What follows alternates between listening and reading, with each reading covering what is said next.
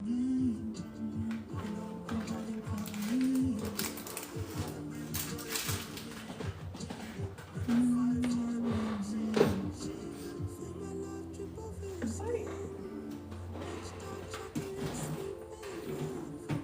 there we go.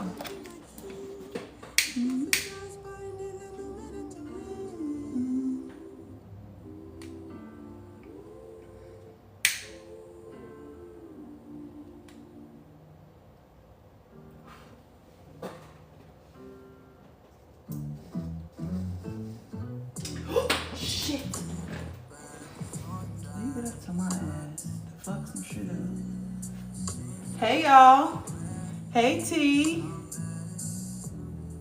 I'm about to burn the house down over here. Happy Wednesday. Today has been such a productive day for me. Hey love. I wrote you, Shay, on Telegram. Hey Nay. How has y'all Wednesday been? I feel like today was so full of energy for me, which is a turn for me because I've been in such a stagnant energy. Okay, let me go check it. Okay, you ain't got to do it right now, but whenever you get a chance, I did message you. But yeah, today was such a great day for me because I got up. I literally started getting up earlier. I've been trying to get up with the cycles of the day, and that's why I made that TikTok video about basically them lying to us about the time. And so I've been getting up earlier, and today I've gotten so much done. It's only 3 o'clock and it feels like it should be 6 o'clock. But I got up this morning to do a human design reading, which I really thoroughly enjoy doing those. I watched that movie Lucy, like you said, and whoo, yeah, Lucy is a good movie. So is Interstellar. So is what's some of the great spiritual movies? Everything, Everywhere, All at Once. That's another good one. But yeah, but I got up and I did a human design reading this morning, and I got a Raven review from it, which I think I've never had anybody who's disliked the human design readings. And so I did that this morning, and then I had my first mentor, or my first mentee, which I was really excited about because I've had a couple of y'all booked, but I have not actually met with anybody in person to try to execute the plan. And today I met with my first person, who is always on here. I love her to death. I met with my first person though, and I was super excited about it because I feel like, oh yes, that was you. Okay, perfect. So I'll get back to you after I get off a line. Don't forget about salt. Yes, salt is such a great thing too. But yeah, I met with my first mentee today, which was exciting because I literally just decided last Friday that I was gonna do this, and then I spent the whole weekend putting a program together. And she booked last time we were on here, so I think Monday is when I announced it to everybody. She booked in, and I was able to get her in for today. And let me show y'all what I did. Hold on, let me remove her name off of this so y'all not in my girl business. But I basically came up with this. Wait, it's gonna be me who can't turn the damn camera around. Anyways, I'm gonna just flip it. But this is basically what I came up with. So on this side is what I want y'all to look at. But basically this is like the energetic profile of the person. So this is all their numerology and the things they need to know about like their life path. And then this is the human design, right? This is the action steps and the notes that they need to know about their human design. And then here's my strategy for her plan. So it's like a strategy, her purpose, strengths, challenges that she may face, and then goals and the plan. So I've been working on this plan. I've been working on putting together her strategy and her plan for like the last couple of days, which I thought was freaking, I don't know. I love doing it because when you know somebody energy, you know, it's not enough. Well, for me, I'm an intellectualizer. So I love like learning about people's energy and then meeting them and then feeling the things or having the conversations. And it's just like, oh my gosh, like this is so fucking spot on. So I got a chance to like send her what she needed today. I created a couple documents for her to kind of help her on her journey. And it was just our initial meeting of us getting to know each other and stuff like that. So I don't know, it was really exciting. I was happy and I was proud of myself. Hey, Silver Platter. And I was super proud of myself. So yeah, I wanted to say that because it was a good day. But as always, I pulled cards that have to do, yeah, and I think with the last time we talked, people were asking me about the group sessions. I did go ahead and put a group session up there, but I think I'm only going to take about 20 or so clients in a group setting and probably do like 2 separate classes. And then I also decided for the one-on-ones, because I wanted to keep the same price because I was comfortable with the price with the one-on-ones. And I just made the group session cheaper because I thought that would be more beneficial. Plus you get less benefits when you do the group session. But I made it so that the one-on-ones are, I'm only taking 10 people for the one-on-ones because it does take me a lot to come up with an energetic plan, you know, and then that those people get like certain specific access to me. So yeah, I decided I'm only taking 10 personal people, but I'll do probably 20 to 30 in the group setting. But anyways, what I want to talk to you guys about today is I pulled some cards like I normally do before starting the live. And it's crazy because it actually related to something me and my mentee were talking about, which is grief. And when I got into her energy, her chest felt really super heavy. And I'm just like, as I'm clearing this energy from my heart space, it made me realize that it's so many of us who are carrying around grief, who are not processing our emotions, who just basically have like the weight of the world sitting on our chest. Because we've been through so many painful experiences, we've been exposed to so much drama and all these things. So the guidance that I'm getting is that it's really time for us to trust our intuition, and it's time for us to believe that anything is possible, because any limitations or restrictions that we think we have are ones that we have placed on ourselves, and at any time we can decide to be differently.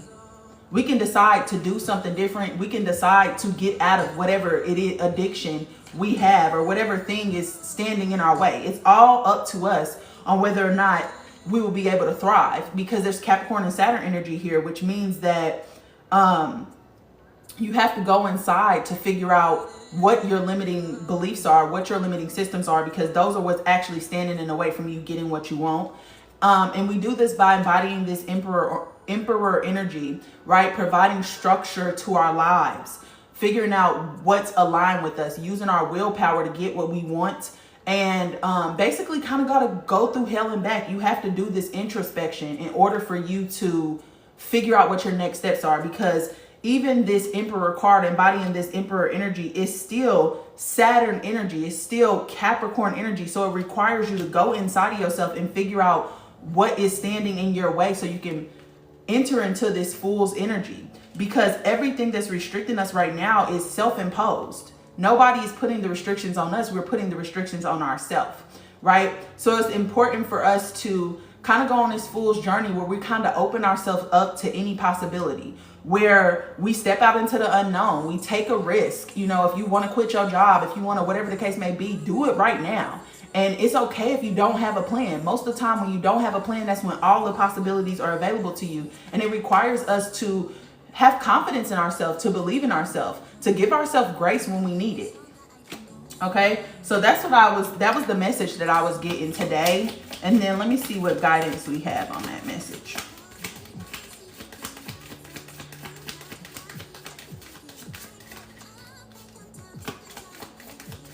Sorry, y'all. Hello, how are you doing? I'm ready to learn tonight. Hey, Cheryl. Say goodbye to your past and leave the baggage behind for good. If that ain't a motherfucking word. Can you speak on love? Yeah, that's what I was just talking about. The energy that I'm getting is heartbreak.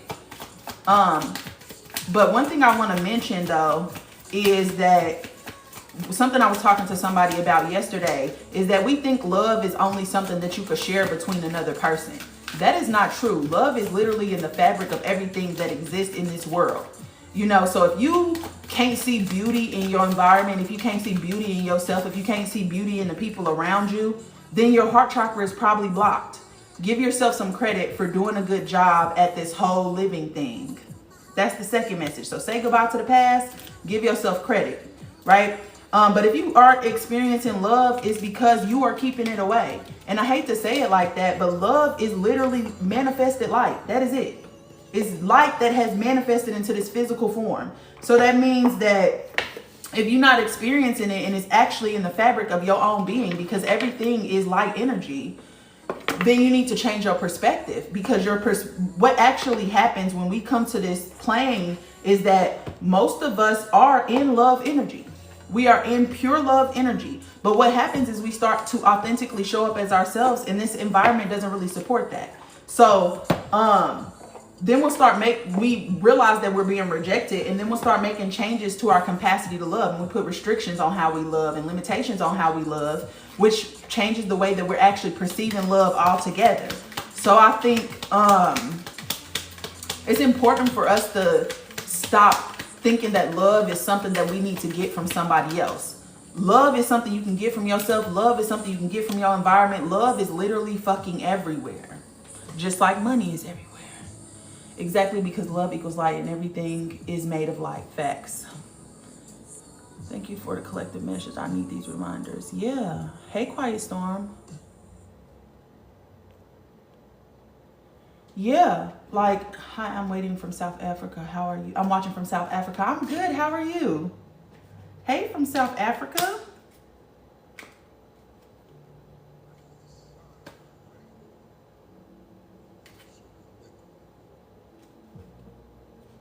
Okay. Yeah, hey Ginger. So yeah, love is something that we all should be experiencing, but a lot of us aren't, because we have basically cultivated hell on earth instead of heaven on earth. And we have the capability to have either or, but it requires us to basically provide order in this chaos. I'm in Los Angeles. I'm in California. But it's up to us to basically create calm in the storm. Cultivate, a life that is about us, ultimately about us, because life is really just about self. I just saw your video on time. Would you be able to talk more about it, or do you have more videos? I think I put it all in the video. But basically, a lot of the start of a lot of things, they switched it to be during the dead of winter. So we have a winter, like our day is divided up into 4 quadrants, and it's divided up into 4 sections. From 6 a.m. to noon is what we would consider to be spring. From noon to 6 p.m. is what we would consider to be summer. So that's when you got the most energy. And then from 6 p.m. to midnight is what we would call autumn. And then from midnight to 6 a.m. is what we would call winter. So a lot of them tell us that, 12 a.m. is midnight. Midnight is the start of a new day, and it's not. It's in the middle of the night. It's the start of the winter season. So that's when you're the most unconscious. That's when you're the most sleep in that cycle. So they tell you that that's the beginning of the day, but it's not. The same with the beginning of the year. They say that it's January 1st, but that's in the middle of winter. So it's so many people who try to organize their new beginnings in a state where you are more unconscious than you would be ever. And then it leads to being defeated, feeling like you can't reach your goals and stuff like that. But it's because you're starting it at a time where the energy doesn't actually support it. I love the way you teach and share your insights. Thank you so much for everything you do. Oh, thank you. I appreciate that. So yeah, so it's just realizing that it's not everything starts springtime. Okay, and when you can understand that, that's zodiacs. So if the zodiac does not start, excuse me, the zodiac actually doesn't, the wheel doesn't go this way. The wheel actually goes this way, which is another correction. They flip the zodiac wheel. But Aries starts the zodiac, spring starts the year, 6 a.m. starts the clock. And those are all sitting in the same position. So everything that applies to those 3 things applies across the board, because as above, so below, as within, so without. So yeah, but I wanted to do some shadow work today, because last week we didn't get to do shadow work. So I wanted to post some questions, see if some people want to call in and talk about it. You're so very welcome. You should visit South Africa. You'll love it here. Maybe I should. Can you please make content on gematria and how to decode it? I don't know if that's something I want to do, love. I have a lot of information on gematria. Gematria is just the combination of letters and numbers. Like sacred geometry is the combination of shapes and numbers. But yeah, there is a system that's used, that Saturnian religions use gematria. But I don't know if that's something I want to dabble into. I didn't know I needed a pen and paper. Hold on. I'm actually gonna post this on my YouTube for my YouTube content after this. So I always post my live sessions there if y'all miss them. Hey, I have a question. What's up? What's the question? First time in your live, love your content. Much love and gratitude to your presence and awareness. Thank you, Nikki. I appreciate that. Is the shadow work dealing with your subconscious? Yes. That's exactly what it is. The shadow work is going into your feminine energy. And your feminine energy is what is hidden. So it's helping your feminine energy rise, helping your feminine energy activate, which is really important for you to learn how to nurture, for you to learn how to be creative, for you to learn how to bring harmony and balance into your life and your relationships, for you to experience peace, for you to experience beauty, for you to experience love. You have to activate that right side of your brain, which requires you to go in and remove the restrictions that you've placed on your capacity to love. What's your YouTube handle? It's Big Taj with 2 J's. If you look in the link in my bio, it says bigtaj.com. Scroll down to the middle where it says platforms, and YouTube is listed on there as well. But yeah, it's removing the restrictions that you placed on yourself, which is usually your trauma. Your trauma is what places the restrictions on your capacity to love. It's your capacity to access the right side of your being, which is the true side of your beings. It's the side of your being that is free from illusion. It's the side of your being that sees the bigger picture, right? So it can help you to zoom out on certain, things that are happening in your life. It can help you to not take things personal. It can help you to have compassion and empathy for other people. It can help you to relate to other people and make connections. But in order for you to do that, you got to get in touch with your emotions. And a lot of us cannot feel our heart space or don't have awareness of our heart space. We know that there is a heart chakra there, but a lot of ours, meaning that we don't have the energetic profile to energetically see our heart chakra, because we're locked into those bottom 3 chakras, which are sex, money, and power. And that's not your fault. That is conditioning. That is literally how this society is designed, is to keep you locked into that lower energy, so that when the energy of the earth rises, it takes you longer to get up out of there. But in order for you to manifest, in order for you to create the life that you want to live, in order for you to actually truly experience love, which when you don't have it, you go searching for it, you have to learn how to do shadow work. You have to learn how to clean out what's hidden inside of you. How long have you been studying this? Thanks for the wisdom. You're welcome.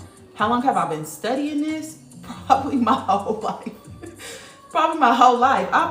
I've dealt with anxiety and depression my entire life. I was one of those kids who grew up in poverty. I definitely would say I grew up in the hood. I didn't have a lot. So that caused a lot of issues. But not only that, I wasn't emotionally taken care of either. So I dealt with a lot of things in quiet, in silence, because in my household, we didn't communicate anything. So one of my biggest problems has been my throat chakra. We didn't communicate anything. We would just act like nothing happened and move the fuck on. Like, it was literally like the next day, hey, how you doing? Even though you just threw a fucking remote at me yesterday. Like, hey girl, So it's just like, I at some point though, I will say I hit rock bottom. So I would say that this escalated in the last 3 to 4 years. But I hit rock bottom, and I was just like, I had taken so much till I couldn't take nothing no more. Like, I'm telling you, my cup was empty. I didn't have energy to do nothing. And I said, something has to be different. Like, something broke in me, something cracked in me, and it's like I hit a wall. And when I hit that wall, I got the strength that I needed to do something differently. I was just like, no, fuck this. I'm not letting nothing else take me under. Like, I've made it through all this. I'm not about to quit now. I had to figure something out. And that started my journey. And one of the first things I did was move to LA, because I always wanted to live in California my entire life. So I picked a date 3 months out, and I worked every single day until I got there. And I left on the date that I was supposed to leave. And I was so unsure on that day. I left in the middle of the night. I was so unsure. It was apartments that I had applied to, like here in LA, some of the apartments will make you put down $500, $600 deposits. I had multiple apartments who was holding up my money, and I didn't even know if I was gonna have the money for the gas throughout the trip, and I still left. And the next morning, thank God it hit, because Thank God it hit, because I've been stranded in the middle of nowhere. But that's what I mean when I say you have to step out into the unknown. The plan may not be clear to you, but the how is not your business. The how it gets done is never your business. It's just trusting that it is going to get done. Because your belief is one of the strongest things about you. When you can believe that you can do anything, you can do anything. But it's us. We've been conditioned against believing in ourselves. We've been conditioned against trusting in ourselves. Everything has been thrown out of whack so that we're not even in alignment with our energy. So what I'm trying to do is help us get back in alignment so that you can have what you want, because you can have it. You can have everything. Whatever you think is impossible is possible. It's only impossible because you say it is. You know, and that's why what I meant about every restriction and limitation that has been placed on you by yourself. It's because you don't think you can have it. You don't think you deserve it. You don't think you can do it. And that's the problem. But when we can get you out of that, you can live the life that you want. And that's why I started this mentorship program, because that's what I'm literally working with my people about. It's the lack mindset, you know, their relationship with money. It's about childhood trauma, right? It's looking at your energy and how it exists and coming up with a plan, implementing routines and establishing habits that are aligned with your actual energy, so you can feel like yourself. You know, so you can live the life that you want, so you can experience abundance. I love watching your lives. Oh, thank you. Girl, I just be on here being a preacher, girl. OMG, girl, I can relate to that so much. Narcissistic parents. Yes. Ooh, hold on. That was not Demure. That's true. I want to post content like yours, but I don't have the confidence, and I know I'm the only one holding me back. Do it anyways. If y'all notice anything about my content, let me serve as an example to you. If you go to my page, I look motherfucking crazy. Every time I post, my hair is not done. Sometimes my skin be looking crazy. It doesn't matter. The only thing stopping you from posting is you. The reason why I showed up the way that I showed up is because when I started making content, I was depressed. I was trying to figure it out. I was just taking people along on my healing journey, trying to, tell people like, hey, this is what depression looks like. This is what anxiety looks like. This is what figuring it out looks like. And it's not fucking pretty. The problem with social media is that social media is supposed to be this place of perfection. You're not supposed to show people your vulnerabilities. You're not supposed to show people what you're going through. You're not supposed to show people the real aspects of your life. I think if a lot more of us did that, and a lot more of us lived authentically, then there wouldn't be this immense amount of pressure on us. We wouldn't feel so fucking alone, because you realize one thing I learned by posting is that there's so many people going through the same shit that I'm going through. Like if I'm doing something, we don't all got to figure it out by ourselves. If I'm doing something that can help somebody else, I'm going to just post it. And it don't matter if my fucking hair looks like it's all over my head. It don't matter if I got fucking zits on my face. I do not care. The only thing that matters to me is showing up. And that's what you got to do. Show up every single time. And it don't matter what the presentation is. You got to stop caring about how other people perceive you. Like I done had people say the most insane things to me. I mean, insane. Like I probably would have to come and see you if we was on the street. Things to me in my comments. But when you know who you are and you confident in yourself and you confident in your abilities, which I think is a lot of what a lot of our problem is that we're not confident in ourselves. But when you actually get to that point, it's like, bro, fuck you. You don't know nothing about me. Hold on, let me go back and see what y'all said. My bad. If you're open and in the energy of the defined center will feel really good to you.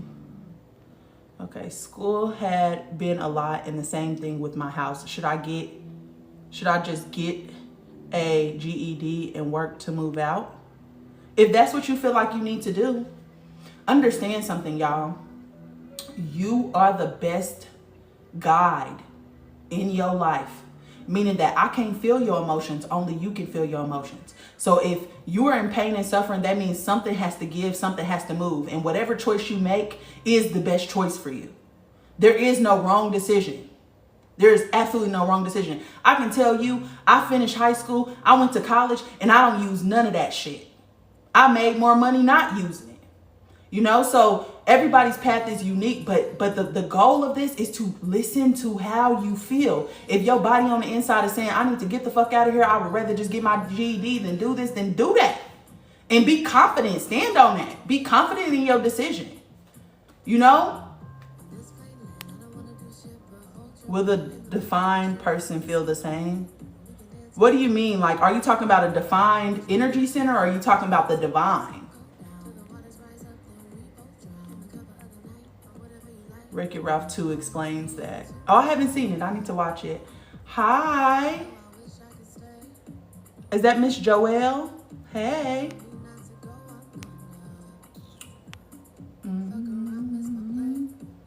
But yeah, there are no wrong choices, y'all. It's really not.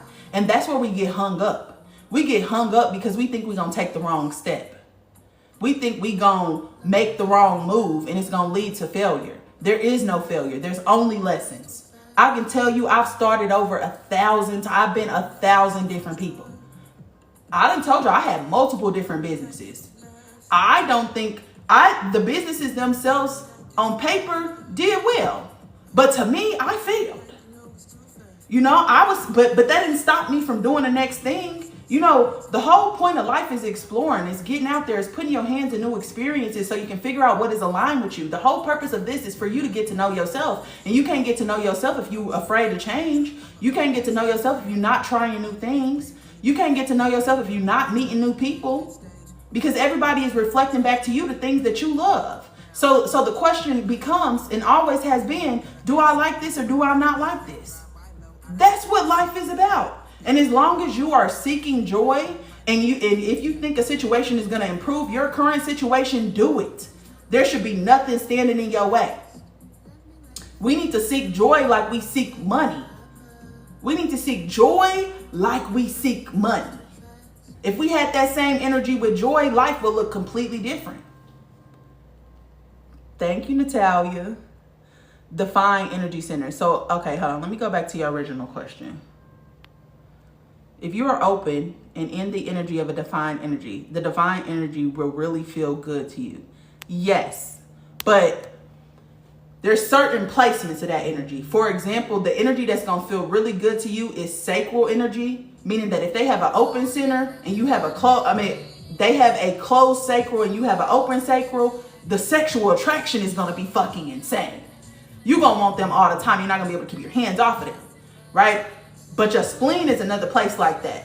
So your spleen is responsible for feel-good energy. If you have an open spleen, you don't have constant access to feel-good energy because you don't have constant access to the present moment. And the present moment is where you feel good, right? That means you're constantly living in the past or living in the future. You're in that lack mindset, you're in obsessive behavior, right? And if you meet somebody who has a defined center, hopefully it's not a narcissist, it will be hard for you to leave them because every time you over there, you feel good. But then you go home and you're just like, that's when you actually get a chance to think. So if you've ever been hooked in a situation and you don't know why you keep going back, you probably have an open center and they have a defined center. That's why I said, hopefully they're not a fucking narcissist because it's going to be really fucking hard for you to leave them. Right? And it's because you have more of a, is it my song? Sorry guys. I get distracted very easily. Ooh, we was just talking about Mariah earlier. Oh, thank you. Whoever said holistic honey, thank you, boo. Happy Wednesday. I forgot what I was saying, child, because Mariah will distract me every time. A narcissist was hard to leave. Yeah, me. I have an open center, and I'm pretty sure the last person I dated had a closed center because every time I would get out of their center, I would be thinking clearly. I would be like, I need to leave this person. But the problem is that I don't feel good, and if I don't feel good for too long and they hit me up at the right time, I'm back over there, and then all of a sudden I feel good again. And then I can't leave because where am I going to get my happiness? That's why it's important for you to be whole, y'all. It is important for you to be whole. Learn from my experiences. Nobody played Goofy better than me. Does this have to do with chakras? Yes. So your energy centers are associated with your chakra centers. Peace Goddess, hey. Open center versus defined center, yes. Open centers is where other people influence your energy. So that's the areas of your life where you can experience the most pain or you can gain the most wisdom. So I have everything open except for my sacral. Everything, literally everything open except for my sacral. So, baby, just an open book, unfortunately. I just looked into human design, and apparently I'm a projector. Yeah, that's 20% of the population. You guys are the inventors. You guys have innovative ideas, so don't share them because people gonna steal them. You guys are the conductors. Y'all give us order and structure and organization. Really good at project managers and stuff. No, I think I played Goofy better than you, friend. Baby, I'm telling you, you didn't. I mean, you may have, because I still always been a cut a nigga off type of lady. Cut a person off type of lady. But, child, okay, I'm still, some of my story, I'm still not comfortable with sharing. So just know, I played the idiot very well, but it's okay. What's crazy is I never was without my intuition. I never was without my intuition. So I knew exactly what I was doing, and I made those choices anyways. And that's okay. Sometimes you just got to get it out your system. Okay, inbox me. Inbox me. I want to hear the stories. So it's like when I get on here and I talk and I share my experiences and stuff, I be hoping that I'll reach a young girl, because I didn't have no guidance. Meaning that me and my mama ain't talk about none of the stuff that mamas and daughters are supposed to talk about. Like, I had my auntie, but that was still kind of sketchy too. So it's like everything that I knew about myself, or everything that I had to learn about myself, I learned through my friends. I learned through other people. And, I would hate for somebody to be a lover girl the way that I was a lover girl, and get hurt the way that I've been hurt, Because when you forgiving, when you have empathy for other people, when you feel other people's emotions, it makes you very considerate of them at your own detriment. Meaning that because you understand them, you think that that's still a cue for you to extend your empathy in those areas. But if somebody is hurting you, you need a boundary, baby. You need a boundary. That's why I be out here preaching, because we need boundaries. Is the greatest indicator of self-love. I didn't get taught about that stuff. Me either, girl. I had to learn it all. 20 years still can't fully break away. OMG, I'm a big lover girl, finally in my phase. Me too, girl. I have become a different person. Like, I'm still a lover girl to the people that I love. But the people who, people got to earn my trust. People got to earn my love. People got to earn my affection. Like, I don't start nothing off playing the role of a wife, playing the role of a girl. No. None of that. Go get that from somebody else. I definitely gave pick me head ass for no reason. I think I have in a lot of situations. But I was so unaware of myself. And I was very much so like I wanted to be with one person only. And we was going to take it to the moon, take it to the stars. What Beyonce say? We was going there. But, yeah. Y'all know, men. So, yeah. And I'll tell you what, it don't matter how nice you are, how much of a good girl you are, how much value you bring to the situation, they are not going to see you if they don't want to see you. They're not going to value you if they don't already value you. And men don't necessarily like being seen. So when you start to get to telling them about themselves and that shit is ringing true, they're going to push you away. They're going to reject you for the most part because they don't want to see themselves. You require too much, So yeah, so let's talk about this. Since we're talking about this, what are the triggers that bring out your shadow self? Like, what triggers y'all the most? For me, being lied to. Do not lie to me. Please do not lie to me. I become a psycho if you lie to me. So lying, but also withholding the truth, because that's still lying. If you're hiding, if anything has to be hidden from me, then you're lying. Manipulation is another good one. Oh, I hate being manipulated so bad. I flip if someone lies to me. Oh my gosh. And it's just like the weaponized incompetence too. Weaponized incompetence is another one. If y'all don't know what weaponized incompetence is that you'll try to hold somebody accountable and you try to tell somebody what they did to you, and their response is always, oh, I don't even remember that. Oh, okay. I mean, if you said I did that. Like, they literally play dumb. Like, they don't know what you're talking about so that you can't hold them accountable, that'll get you punched in your throat. That right there will get you punched in your throat. Being disrespectful to me or others, that's a good one too. Oh yeah, because I will say I'm a Taurus. We do not play about our friends and our families, and we don't play about injustices. Like, if you think that you about to be a bully, I'm gonna show you who a bully is. Like, that has been my personality my whole life, and that's something I have to really work on, because I hate when people are just bullying other people just because they're nice, or taking people's kindness for weakness, or just operating in these principles that are not acceptable for society. I will start a war about that. I really will. I will start a war about anything. But if you taking advantage of somebody else, oh, that's how you get me right there. I just had to let a man know that his inability to see himself has caused an end, period. And I love how you put that. I'm stupid if you lie. I'm stupid if you lie. What do you mean by that? Projection turning my words against me. Yes. Oh yeah, that's another one too. I hate when people project their fears onto me. If I'm coming to you and I'm excited because I'm about to launch a new business or da-da-da-da, and you start telling me all the ways that it's not gonna work out, girl, get out of my face. I have enough problems with the voice inside of my head. I don't need yours too. LOL, not the throat chakra. Right. Trying to control me. Oh yeah, that's a huge one too. That's a huge one too, because I cannot be controlled. I'm a wild animal. I cannot be controlled. I'm a Taurus too. Oh, that's probably what y'all probably see yourself in me. That's probably why y'all came here. That part, us Tauruses will see red over those we love. Yes. Like, I become unhinged, and I don't even have that much energy for myself. You disrespect me, you're more likely to get away with disrespecting me than disrespecting somebody I love. That's something I'm working on too, because I gotta love myself with that same energy. Injustice triggers me for real. Yes, same. Ooh, gaslighting. Ooh, that was a good one. Gaslighting is definitely one of those things too. Gaslighting is like somebody trying to dodge accountability. Sorry.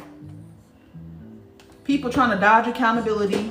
That's something I'm experiencing right now too, in a situation that I'm going through, like gaslighting me, telling me my experience is invalid for whatever reason. Ooh, child. I hate feeling misunderstood and unseen and unheard when I've done a really good job of articulating myself. I think I was being very clear, but I hate when people are determined to misunderstand me, because they know that if we have a conversation, it's going to be a conversation that requires emotional intelligence.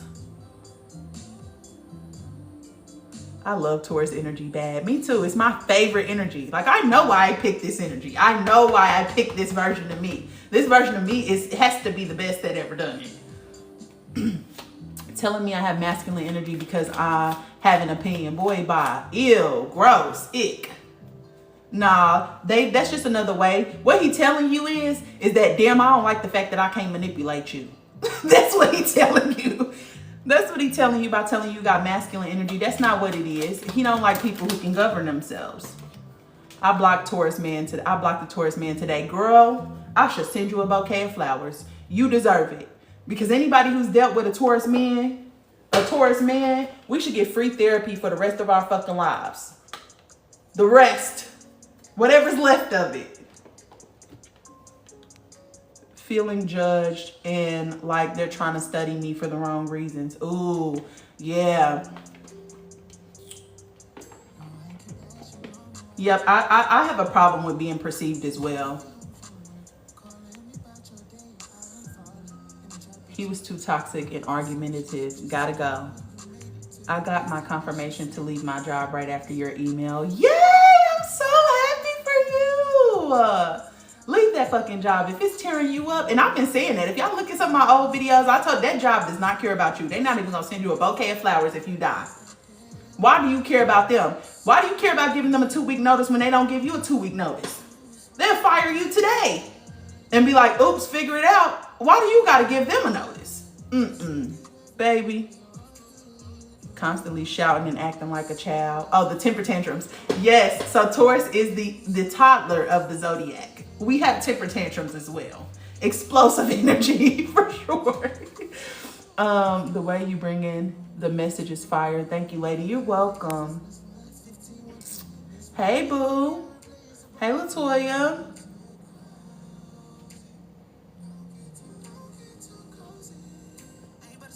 It's my favorite too. I don't know how Taurus women are. Girl, this is it. I represent us all. No, I'm just kidding. Taurus women are very loyal though. They're really good friends. They're very creative energy, so you never know what to expect. We be with the bullshit half the time. Men say that to try to take your power away and have you relying on them. Absolutely. I really like him, but he was a mess.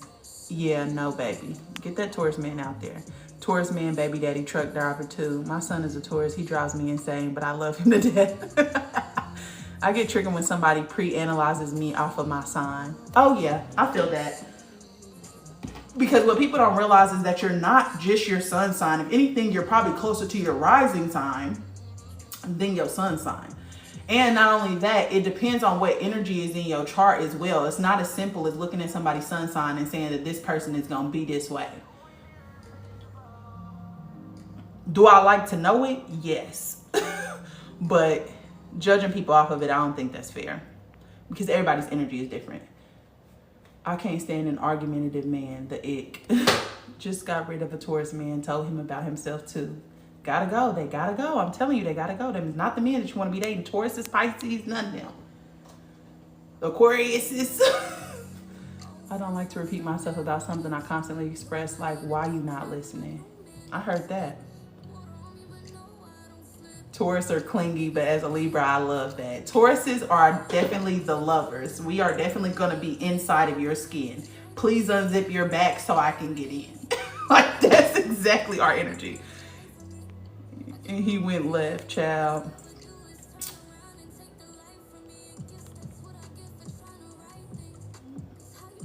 Yeah, Libra and Taurus are definitely both ruled by Taurus. And I'm a Libra rising too. Okay, let's do another one. What are you tolerating that you do not want to be? Think of self-sabotaging behaviors and thoughts. One thing that I'm tolerating that I don't want to be is a person that I love who just don't get it. No accountability, no nothing. However, I want this person in my life because it's an important player in my life. Being too kind. Yeah. Taking your kindness for weakness. I tolerated the potential of a person that didn't even see it themselves. Yeah. You cannot base nothing off somebody's potential because they might not ever reach it, and hope is the annihilation of joy. Hoping that somebody's going to reach something takes away your ability to experience joy now. What about being mistreated, but you feel you deserve it and you have to keep them in your life? No, baby. Who needs enemies when you going to have yourself? Like, you do not ever deserve mistreatment. I don't care what you did. Forgive yourself for whatever that thing is and fuck that person. You don't ever deserve abuse, mistreatment, none of it. Even if you did something to them in that relationship, if they can't forgive you, why are you staying and taking the punishment? Nope. Get them up out of here. Get them out of here quick. You deserve to be happy. You deserve to be experiencing joy. You deserve to be around people who treat you the way you deserve to be treated. No matter what you did in your past, none of that shit matters. It's behind you. You can't change it. You can't do nothing about it. So you might as well forgive yourself for it and find a way to exist outside of that. Just know that that's something you're capable of and that's something you need to have a boundary on. But punishing yourself for it and then allowing somebody else to punish you for it? No. Get them out of here. Let me know if you need me to come pick you up. Because, child, a second job that I can't stand but stay to pay the baby's tuition. I understand that. I've worked multiple jobs my whole life. It's not an ideal situation. It's really not. Finding a job that fits your schedule and that you actually like is the challenge in that. If you're going to have a second job, make sure it aligns, because a lot of your time is going to be spent at your work. As a Taurus, my most intense connections have been with Cancer and Scorpio men. That tracks. Mine have been Taurus men, had an Aries, had a Cancer. Separation phases is what I'm tolerating, but I do appreciate all the growth it brings. What do you mean, like isolating?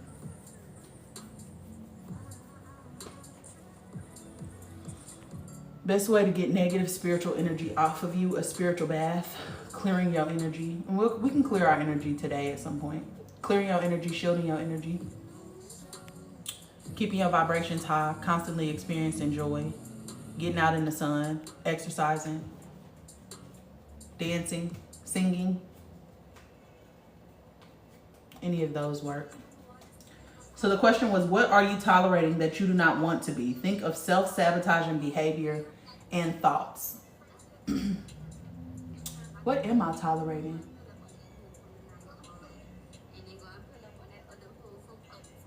I don't know. Separation from a particular individual. Okay. Girl, where can I find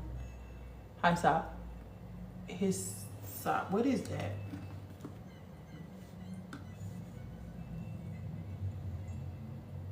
What does tolerating have to do with self-sabotage? Because the things that you tolerate, meaning negative thought patterns, meaning negative habits, are influencing your reality. So you're tolerating them, meaning that you know that they're not working for you, but you continue to engage in them. For example, negative self-talk would be something that you would be tolerating, but you shouldn't be.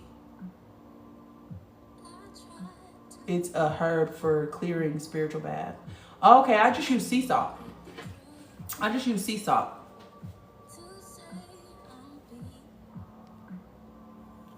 What about feeling so connected to someone who ultimately runs from you? That's not your person. And I don't think you feel connected to them. What you actually are feeling is the sense of rejection.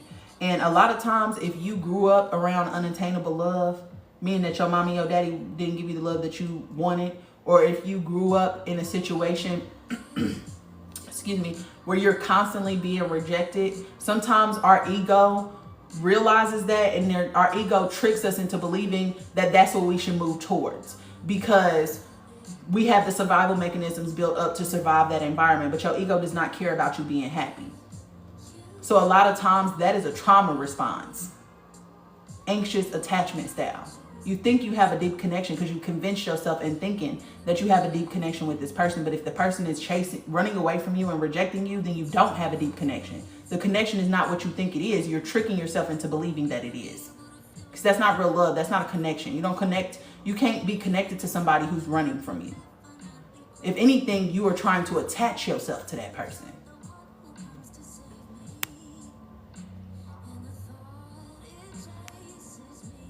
Are Scorpio moons particularly intuitive in your opinion? Yes, I'm a Scorpio moon. We are walking human lie detectors. Whatever you think you're going to get away with, you're not going to get away with it over here. We can see straight through the bullshit. Oh, thank you, love. The answer is Walt Disney. Rebuke Walt Disney and the rainbow will appear. Okay. Yeah, I had to fight for attention and love growing up, so I would look towards that in relationships. Yeah, love should not be hard. Love is not something that's hard. Love is not unattainable. Whenever you're not getting the love that you desire, you're around the wrong people. You're trying to give your love to the wrong people. So it's really important, especially the reason why I'm saying this is because I suffered with that same thing. Literally thinking people who are literally running away from me, staying around, taking abuse. No, those people are not ready for what you have to offer. And there's no way that you can make them ready. Okay. Let me just go ahead and block you because I don't know what you're on, but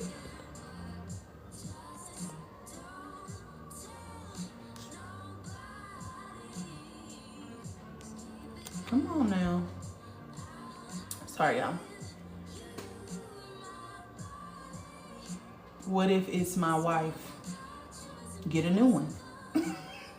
I hate to sound like Shira. But get a new one. Because if somebody's not fulfilling your needs, think about this. Life is ultimately about you experiencing joy.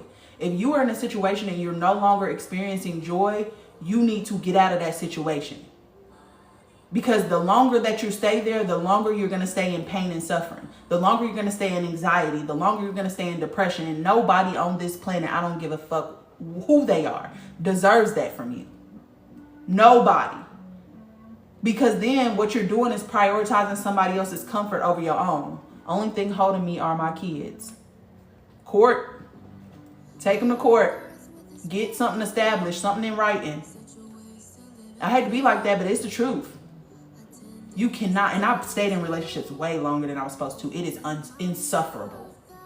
After a while, it's insufferable. And the sacrifice is always going to be you. It is. So you always got to do what's best for you. That's one thing I envy about masculine energy. I envy about men. Men are going to, 9 times out of 10, are going to always do what's best for them. If there's another option, they're taking it. If there's a way out, they're gone. You know what I'm saying? We don't do that enough as women because we think, our role is to nurture and to be around and to help and to whatever. And we take this servant role or this role of servitude that does not serve us. Your kids will be so much happier if both of their parents are happy, even if it means they are apart. Yeah, that's something me and my dad had a conversation about the other day, because I told him, even if, if him and my mom never broke up, I think we were better off for them breaking up, even though our situation was not ideal. Even though I still had traumas and things that I had to heal from. If y'all would have stayed together, it'd been worse. It would have been worse-er. Like, seriously. Aquarius and Sagittarius, they already was in a toxic, abusive relationship? Marriage?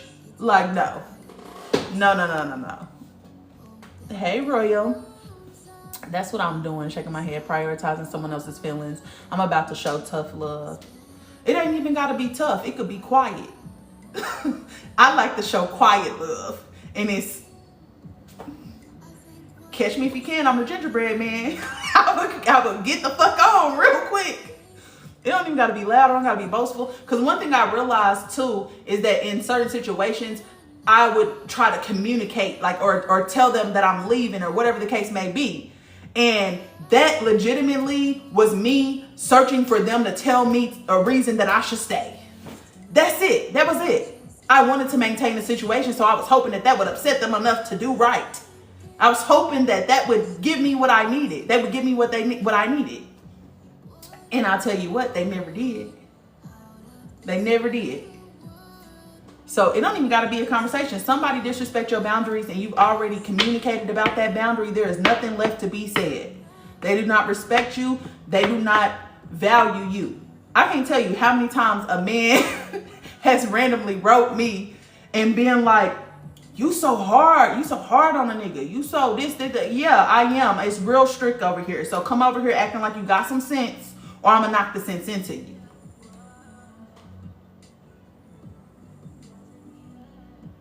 We were better off for my parents to break up. Yeah, I was too. I was way better off. If they would have stayed together, baby, ain't no telling. Thank you. I just want you to be happy. Oh, I love that. I love that. Thank you, boo. I need to stop accepting how much I am beating down my confidence by thinking too much about what my ex did. Yes, baby, you do. Because what happens is you get trapped into this cycle, and it could specifically be how your energy is geared. My energy is geared that way too. It's really hard for me to let things go. It's really hard for me to not fester into things. It's really hard for me to get out of my fucking head. Like, insanely hard. So some of us just got to work at it harder. But what you need to do is, when you start to have those thoughts, literally catch it when it's happening and redirect it. Make it into a situation that is actually ideal for you. So say, for instance, it's a bad thing that your ex did. And the moment that you think about it, what is it that you do want? Ask yourself that and fantasize about that rather than reviewing what already happened. Because what happens is your body cannot tell the difference if it's happening now or if it happened yesterday. So you start to put yourself back in that energy, and that's how you get yourself in depression. That is depression's motto at the finest. Okay, so what you need to do is, nope, I don't want to think about that. What do I want in a man, since I know I don't want that? What do I want in my partner? Because it could be a woman too. What is it that I do want? And then focus on that. And if you can't, then change the scenario. Meaning, like, if you didn't say something, or you didn't speak up for yourself, or whatever the case may have been, do that. And ingrain it in your mind that that's how it went. Change the way that it ended to how you would have liked it to be. You know? I've been being quiet about everything as well, even with my family and friends. Yeah, I think I told you a couple of lives ago that I feel like your energy feels alone. With my masculine energy, I sleep in my track shoes. Where do you get the cards from? This is on my TikTok. If you go to my showcase, this is on there. This is called Conversations with Your Inner Self. It's so good. Tauruses be like, we real strict. Facts. What Mama Leo say? Strict like Judge Judy. Babes. That's me. Every time. That's a great idea. Thank you. You're welcome. Oh yeah, I forgot to think about what I do want. Yeah, that because that's how the universe works, right? The universe does not work in negatives. Meaning that anytime you're saying, I don't want this, I don't want this, the universe says, you don't. Let me give her abundance. Let me give him abundance in whatever he's asking me for. It's like the universe doesn't see don'ts. So you're putting in the orders, I don't want men who flirt with other women. The universe is saying, let's give him abundance in men that flirt with other women. Let's give her abundance in men that flirt with other women, because the universe only knows how to grant abundance. That's why you have to put in the order, like, this is what I do want. I want men who respect me even when they're not in my presence. You need to flip the conversation, because then the universe is like, yes, let's give her abundance in this. Instead of men who flirt with other women, you know? How can you make yourself feel deserving if the thing you long for, of the things you long for? How can you make yourself feel deserving? I think it's really, really important for you to go back into your trauma and to figure out why you don't feel like you're deserving of it. Because I'm pretty sure you can think of whatever situation that you're punishing yourself for, you know what it is. So what happened in the situation? What would you like to have done differently? Who are the people involved? What are the things you start telling yourself after that situation? Because a lot of the times when we experience depression and anxiety is because we don't let the emotion pass through. We let it come in and then we hold on to it, right? Because we think we deserve to be punished for that emotion. So we hold on to it, and it triggers and triggers and triggers us and reminds us and reminds us and reminds us why we ain't shit. You need to figure out what that is and pull it out. Because regardless of what you did, you deserve enjoyment. So you got to figure out what that thing is. Speaking of, what is stopping you from experiencing freedom? Thank you, boo. Thank you, DK. I definitely put my order in weekly and it works. Yes, I do everything in the spirit. So if I need to put an order in, it literally looks like, you know, like in those movies where you go up to one of those hotel desks and they got like a little clear like sheet that's separating y'all, and it's like a little hole where you can put it through. I literally hand it to this being, which I don't necessarily know what type of being this is, but I imagine myself there. There's no line. I hand them whatever I say that I want. I imagine and visualize it first, and then I hand them the ticket and they send it behind them and it flies. And they be like, okay, your order will be ready soon. And I walk the fuck off. And I don't think about it again because my order is already in. Do you think about whether or not your order is going to come when you go order food from the fast food restaurant? No, you've already put your order in. So now you're just waiting for it to show up. That's it. It's that simple. But the problem is that we put our order in and then we start thinking about all the reasons why we don't deserve it. We start thinking about all the things that could go wrong. No, the how is not your responsibility. The only thing that's your responsibility is the what. The what you want and what you want that to make you feel. Those are the only things you need to worry about. And you need to worry about what you want it to make you feel, because if you can keep replaying that and replaying that and replaying that and festering that instead of festering in the negative, then you bring it in faster.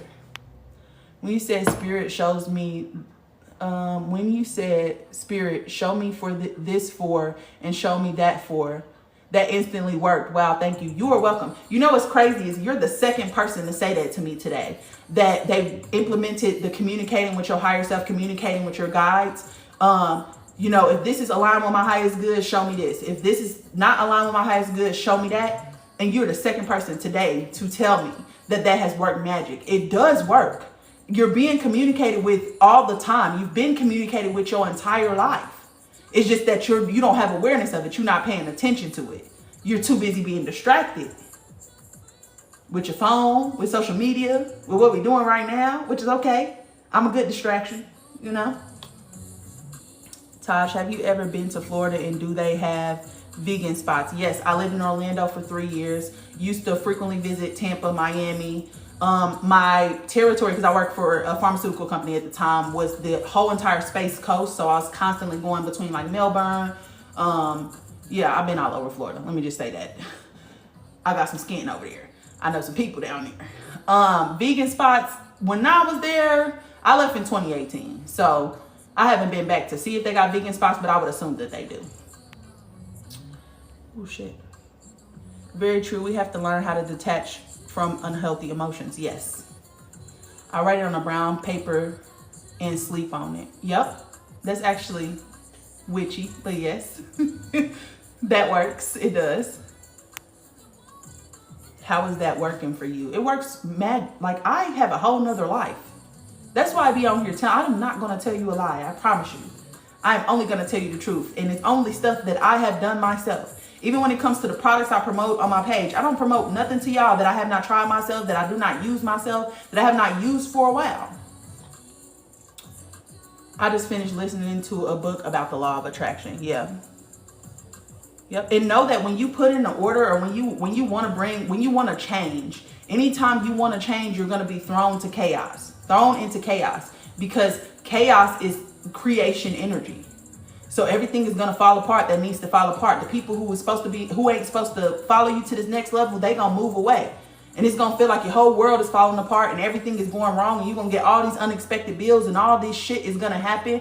But that is them saying, are you ready for this next level up? So let me see how you handle this, and then maybe I'll throw you that meal. So you got to know the universe is going to provide you the opposite first, before you get what you're asking for. So you need to learn how to weather the storm during that period, because that's a sign that new things are coming. I definitely was listening and journaling at the same time instead of logging out.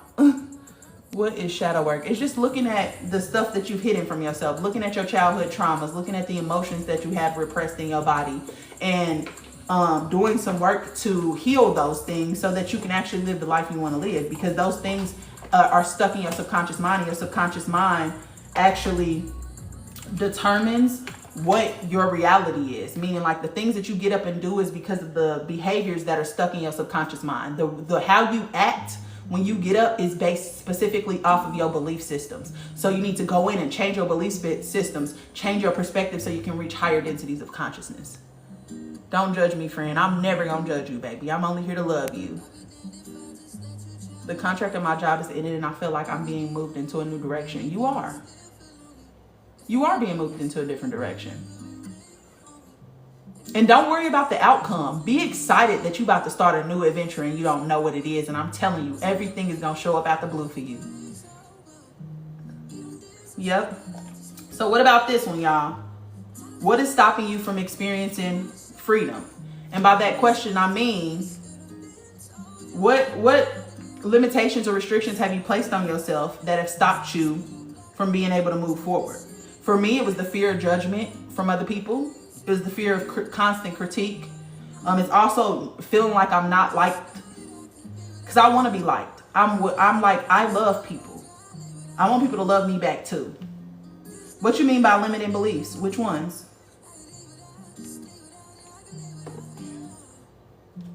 Loneliness.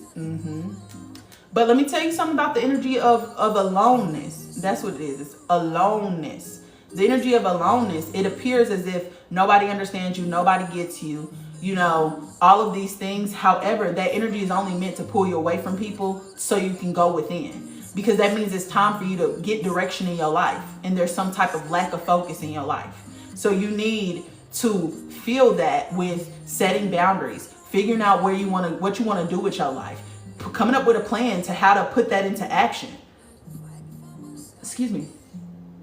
But introspection is needed. Anytime the energy of aloneness appears as if nobody gets you and that you alone in this world and all of this, but that's not what that is. It's literally just you not listening, so the information getting louder and louder and louder, and then all of a sudden the energy is working out of its shadow side, which is I'm alone, nobody loves me, nobody gets it, nobody whatever. That's the shadow side of that energy, because when it was operating out the positive side, you wasn't listening. So it's time for you to go within. It's time for you to listen to your soul and figure out what it is that you do want. Come up with a plan. I've been being told I have a great personality at work. That's amazing. That's a good feeling. Comfort zone. Yes, them comfort zones will get you every single time. And that comfort zone is exactly what somebody said, the fear of the unknown and failure. That is what that comfort zone is designed for. To keep you from having to step out into the unknown. To keep you from having to fail. You know, it's to keep you safe, or the illusion of safety. But the only time that you're ever really safe is when you learn how to adapt to change. Because everything is constantly changing. That's the only thing you can rely on, is the fact that it's going to change. Every circumstance changes. Okay, fear of attention. Yes, the fear of being perceived, of being seen. Don't know what exactly aligns with me. I have been doing my best to find out what it is. You need to sit in stillness. You need to be quiet. You need to listen. You need to pay attention to your emotions. Your emotions are so important to you figuring out what's aligned with you. Because your emotions are your soul. That's your soul talking to you. When you experience joy, excitement, bliss, intuition, that's your God saying, hey, do this over here. When you experience fear, doubt, confusion, that's what be having y'all fucked up. Y'all be thinking confusion mean I need to stay and try to figure this out. No, confusion is enough. So that's your team saying, hey, we don't really like this. Can we put up a boundary here so we don't have to have this experience again? So it's all about your emotions. If you ever want to figure out how to get in touch with your guides, if you ever want to figure out how to align yourself with your energy, you need to go inside of yourself. And the first thing that I would do when you try this is just listen to your heart. Listen to your heartbeat. Like literally, I want you to close your eyes, put your attention outside of your chest, go directly into your heart and feel it inside your body. What does your heart feel like when it's pumping? What's the frequency? Because that's your core frequency. That is unique to you. It's nobody else has that frequency but you. And just sit in stillness. You know, if you struggle with being in the present moment, try to feel the blood circulating underneath your fingers, underneath the skin in your fingers. When you stop and try to feel what it feels like, feel the blood moving, that pulls you in that present moment. You can feel it. Yeah, you could feel it rushing through your fingers, you know? So those are just practices to get you in your body, to get you inside of yourself. And then you want to try to hold that as long as you can, and then you'll start getting guidance. But first you got to learn how to listen. I just got done sitting with my eyes closed for the last 30 minutes. It brought tears of joy to my eyes. That's beautiful. I've been trying to meditate this week. It's been challenging. You got to prioritize it. 5 minutes before you go to bed, every single night. The reason why I'm saying before you go to bed, because again, feminine energy is that night cycle. Feminine energy is your subconscious mind. So it's going to be easier for you to get in contact with yourself if you do it at night, because you're already in the energetic alignment with the energy, right? So before you go to bed, set a timer for 5 minutes and do it then. Before you tap out, that's what you need to do. What else do y'all think is keeping y'all from getting freedom? What if you work at night? That's okay. Then you can do it in the morning. If you have to, do it before you go to work. Girl, I love you. Thank you so much. Definitely needed that. You're welcome, baby. While meditating, do you recommend a certain position? No, not necessarily, but it is more beneficial for you to be in the meditative pose. And that's because your body is creating this triangle, which is the most stable structure. But not only that, your pineal gland is pointing in the correct direction that it should be pointing in order for you to ascend to those higher densities of consciousness, right? Because your pineal gland is 90 degrees from your eyesight. So your eyes are going this way, your pineal gland is going up. And your pineal gland is responsible for how you perceive reality, but it's also responsible for you getting downloads. So when you're laying flat, you know, on the same plane that your eyes is on, you still get the downloads, but it's just easier. I feel like it was easier for me sitting up when I first started.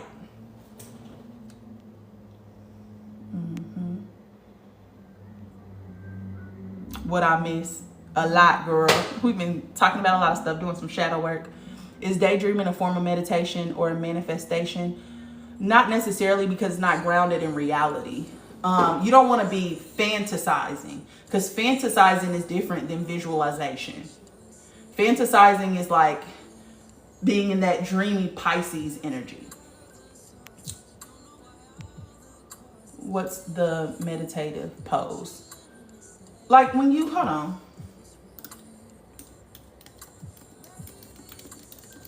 It's when you sit in crisscross applesauce. Like this. Crisscross applesauce. That's it. What's keeping me from being, oh shit. What's keeping me from being free is being in my own way and stepping away from what's comfortable. Yeah. Being stuck in your comfort zone keeps you stuck. Not trying new things keeps you stuck.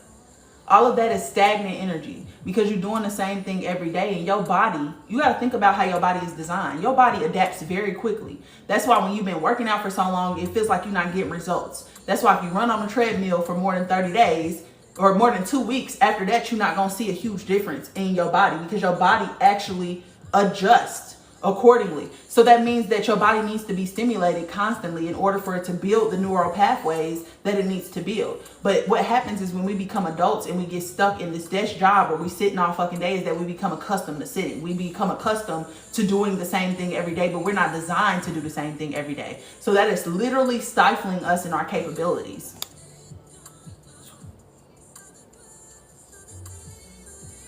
You are welcome. I really enjoy and look forward to seeing these talks. Oh, you are welcome. But yeah, a lot of our limitations, yeah, the desk job is the worst. Yes, it is. Especially if you're a creative. Oh my gosh, it's insufferable. It's so insufferable to sit there, especially in environments that we not really necessarily, people don't even want us in. That was what was the worst for me about corporate world, is that I would get in and I like I said, I've never not had a raise within the first 9 months of me being in a company. Most of them come within two weeks to about the first couple months I'm there, because I mean, y'all see me. I literally know a lot of shit. I put together processes. I organize very well, and I have this bitch running. Like I have the people don't realize that Taurus energy is the energy to build an empire. That's what that energy is. We put shit into form. We get shit organized. We tell you what you need to do, how to move this there and that there in order to get to where you're going. So I've always been really good at that, but I've always been a threat. Specifically, my biggest problem in the workspace, it was not white men, it was white women. But you know, if you think about their experience, they've been centered in everything. So when you have somebody who comes in who doesn't look like the stories, who doesn't look like the person who's supposed to be getting the raise, you know, it becomes this ego thing. It becomes this silent competition. And I've had them like literally sabotage my job. And I had a folder on everybody when I worked in corporate, just in case, because that has happened to me so many times. Because one thing about it is they gonna see your light before you do. They know exactly who you are as soon as you walk through there. You know? And so I struggled in corporate America because I was always the target. I was always the target because I have the innovative ideas. Because why are you doing it this way when we could be doing it this way and we can streamline the whole process? You know, I'm that person. I'm very sure of myself, and I see the world in a way that other people don't. You know, I have the gate of ideas, which means that my ideas come. I have so many ideas, I'm giving them away. I'm handing them out like candy at Halloween. You know what I'm saying? So that is intimidating to people when you're that short. And one thing I would get from people is you're intimidating. And I'm like, everybody in here loves me. I mean, you never even see me raise my voice at anybody in here. So how have I intimidated you? We're just so tall. Okay, you ain't never seen tall people? Like, what's going on? I literally had a manager move out of her office to sit next to me, to listen to me on my calls. When I moved to Florida, now one thing I will say about Florida is I grew up in the Midwest. I feel like, yes, is racism there? Absolutely. Like right down the street, 30 minutes from me is where the KKK started, Martinsville. Like 30 minutes from me. But when you get down south, it's a different type of boldness that comes with the racism. Like I literally had somebody tell me on the phone I was colored. And I said, oh yeah, I always encourage colored people to get an education. And I said, oh, okay, well, I got a bachelor's in kinesiology from the #1 alumni association in the nation. So yeah, what do you mean by that? And he was like, oh no, I wasn't saying it like that. And I said, no, you said exactly what you meant. And as I can remember, just a couple minutes ago, you said your education level was high school. Oh, okay. I bet you do encourage people to get an education. Maybe you should have took that and used that for yourself. And I got in trouble for that. And I don't care. I did it with the manager sitting right next to me, waving her arm, telling me to stop. Girl, you can't stop this train when it gets to moving. Big facts. I have so much creative energy. Oh shit. I have so much creative energy. She's sure of herself, making others uncomfortable. Yeah, because when you stand in your authenticity and they just get in your energy, meaning they within 6 feet of you, and my aura just happens to be bigger than that. Anything that's hidden in your life is coming up to the top. So they need to reject you. They need to think that you're the problem because they're trying to stop that stuff from coming to the top that they have not dealt with. So they insecurities, their fuel competition, all of that comes to the top because you anchor in the light, which means that you illuminate in the dark. So anytime they're around you, they feel like they got to be a better person. They got to do better. They got to do more. And then they start to resent you for that. Because had you never came around here with all that light, I wouldn't have to do all this extra work. I could have stayed comfortable. Thank you for saying that, because that's how most of my jobs do. They intimidate. Yeah, I'm also Taurus and I'm constantly told I'm intimidating. I will say this. My emotions, my Scorpio moon is in the 28th degree. That is powerful energy. So when my emotions get involved, you are going to feel me. You are going to feel me. I command the room. I command the room immediately. And I try not to get in that energy because I know that I project my emotions in a powerful way. Like I know that. But sometimes I can't help myself, especially if there's an injustice happening or something. Like, child, he told me he always encourages colored people to get an education. I definitely said, as I can recall, you just said your highest level of education was high school, right? Yeah, you need to apply that to yourself, buddy. Yes, they do. People on the West Coast do that. Yeah, it was Florida. Florida was crazy. I'm from there. I know all about it. Child. How do you calculate your other zodiacs? You need your time of birth. And then you go to type in Astro Cafe birth chart on Google. And it's the first one. Click on that and put in your information. It'll give you everything. It'll even give you descriptions, interpretations, breakdowns, charts, all kind of stuff. Having a Leo rising and Scorpio moon, I'm constantly allowed mystery and people can't stand me for that. No, for real. I'm a Libra rising. So one thing about it, this Venus energy, I absolutely know how to communicate in a very harmonized and balanced way. My energy is 6. It gets along with every other energy. But sometimes I choose violence depending on who the crowd is. And even when I do that very well. And I had mastered the art of professionally cussing people out. I actually got the thrill from that. I thought that was actually really fun. Anytime I was tried in the workplace, oh, I'm going to tell you professionally. And I thought I would impress myself. I would literally have to go to the bathroom afterwards and be like, you did that, you said that. Like, yeah, they hated to see me come, baby. They hated to see me coming. Yeah, so the website is Astro, ASTRO space cafe, CAFE, and then type in birth chart. And if you got your time of birth, just put that information in there and it'll tell you we the same person. Not for real. I thought I was the only one who did this. No, baby. That's why I be getting out here and sharing. We are way more alike than we think that we're alike. Like, we're way more alike. We're way more alike. I used to do shit for the plot just to see how people would react. What do you think about Aries women? I love Aries women. Y'all hold it the fuck down. Y'all are very generous. I think that y'all are definitely a nurturing friend. Y'all wear y'all heart on y'all sleeve. A little bit short-tempered, you know, a little bit impulsive, but that's okay. We like that in certain situations, you know, if you can control it. But yeah, ain't nobody gonna have your back the way that Aries woman is going to. Very, very, very loyal energy. Very loyal energy. I call them names they have to Google. Yes, oh yes, and that was one of my favorite things. My vocabulary is extensive. I love learning a new word. I love learning in general. So sometimes hitting them with that words and seeing the confusion on their face, yeah, because I bet you thought I was uneducated. I will walk off a job with no hesitation. Oh yeah, I'm Houdini. I'll be gone in a second. You'll blink and I'll be gone. And my grandparents are the type of people who was in jobs for like 35 years, 40 plus years. And they say to me all the time, y'all young kids, baby, it's work for me. It's work for me. I ain't never been in a position where I was too down bad to quit a job. If you get to playing too much, you're going to be doing this by yourself, because you got to think that you are the value. You are helping to run the company. They can't do it without you. Why do you think that they holding the cards? They are not holding the cards. I can't tell you how many times I done left a job and they have begged me to stay. Like the job that I had in Florida, where the lady moved out and sat next to me or whatever. It was so much stuff happening in that job. When I got there, I was demoted.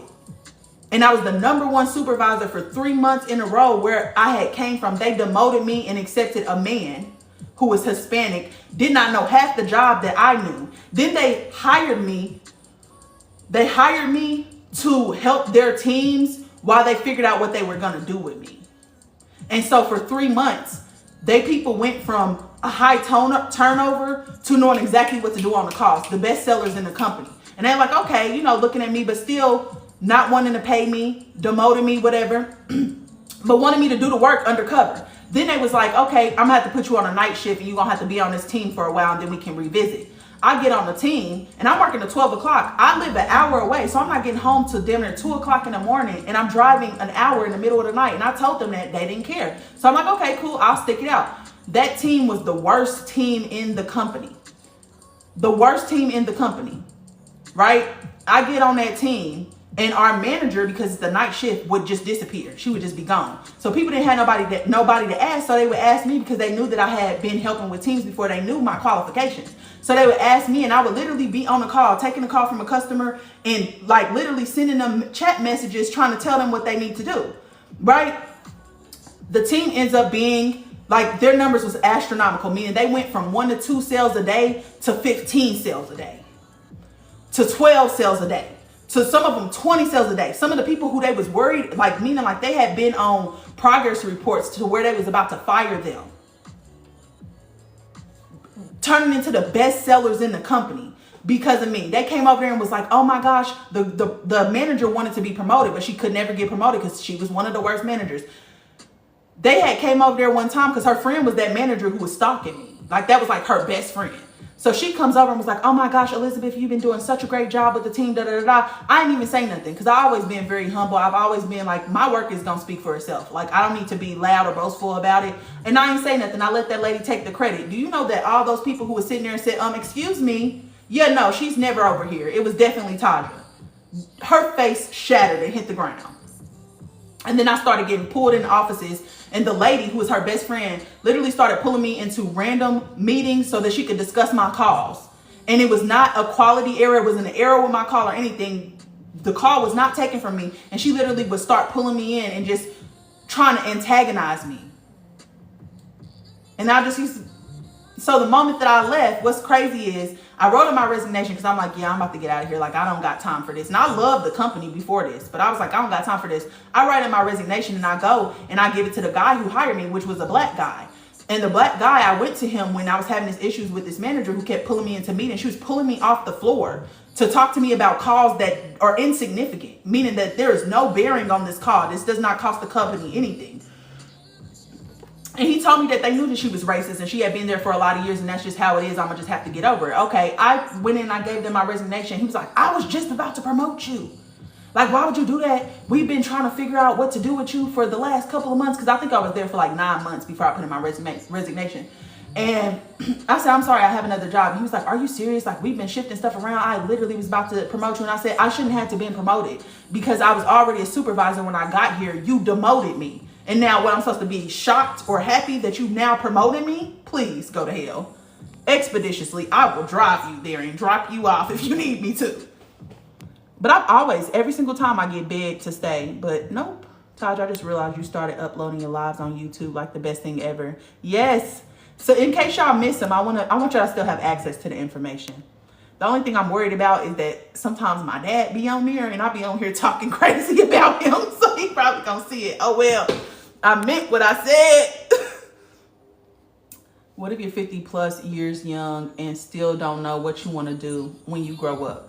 That's okay. It ain't no time limit on anything. It's not a time limit on anything. We create time. There's no such thing as too late.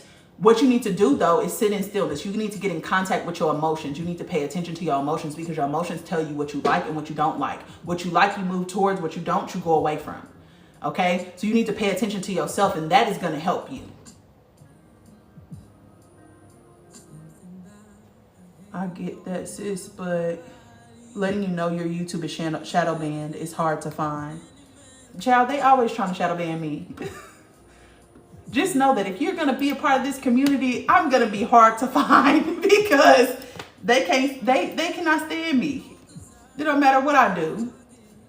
Hold on, that's why I put the thing in my hold on. Let me go to my other channel real quick. Let me see. No, when I type it in, I come up on my second channel. Y'all typing in BigTaj.com? Well, I just started my birth chart and it read me like a book. Yes, I'm telling you, it's the best information you can have about yourself because it provides confirmation on what you already know about yourself. Ooh, I got some energy moving. And I'm getting hot. Okay. It's moving in my throat, so I must be speaking the truth. Is the Astro Cafe site good for beginners? Yes. Where do you get your birth chart? astrocafe.com, or there's an app called Astrology Master. And what you need to do is when you get in there, you put in your information and it's going to like basically have like a tab with your name. When you click on it, at the top it says interpretations. Click on that and it'll give you all your information. I like Time Passage app too. I like that, but I feel like it has really good information. I'm not going to say that. It has really good information. It wasn't my favorite app though for some reason, but a lot of people use it though. A lot of people like it. Not they done shadow ban me. They always shadow ban me on something. They don't want y'all to know the truth. I can't find a loyal friend to save my life. Don't care who helped me get the job by, period. Aries are loyal. Yeah. Hold on, let me go back. What'd you say? I can't find a loyal friend to save my life. You got to get around different people, different types of people. Because wherever you find friends, that's not the area you need to be. And if you want loyal friends, if you want a specific type of friend, you have to embody that energy. Meaning that you have to have boundaries around loyalty, and you got to keep telling the universe no. If somebody keeps disrespecting your boundaries when it comes to loyalty, you need to keep telling the universe no, no, no, no, no, I don't want this. Hey girl, my mom just found you and sent me this. Shout out to you. Oh, thank you. Shout out to Mom Dukes. Yeah, I was able to find you just now. Okay, good. That's hard. What if you don't know what time you were born? So this is what I want you to do. Go to the county where you were born. If you can't go in person, you need to send a letter. Go to the county where you were born, walk into your vital records or vital statistic office, and you tell them that you need a long form of your birth certificate. meaning that it has to have the birthing number in the right corner. If there is not a birthing number in the right corner, that is the wrong one. And they're going to ask you why. And you say, I'm applying for dual citizenship in Taiwan, in Ghana. This is for educational purposes only. What you decide to do with this is your business. But it needs to be a non-Hague Convention country. Then they're going to give it to you. It probably costs like $10 and you get it within seconds. If you're not in the county where you were born, then send a letter. But make sure that you tell them, this is what I would Google a copy of a certificate of live birth or a long form birth certificate and attach a picture so that they know what you're trying to get. Is the YouTube under the Instagram tab or your TikTok bio, your main YouTube page? It is under so I just changed my TikTok bio. So yes, it's under the YouTube tab. So if you click on Instagram, it'll say YouTube will pop up at the bottom, or you can click on BigTaj.com and just scroll down that first page to where it says platforms and YouTube is listed.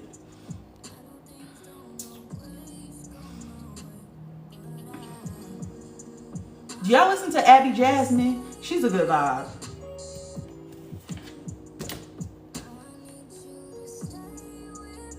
Ooh, this is a good one. What do you feel most resentful about? For me, it's allowing people to play with me for so long. I'll also say sometimes I resent a specific situation with somebody as well. But yeah, y'all can find me on YouTube there. What if you don't know? Okay, let me see.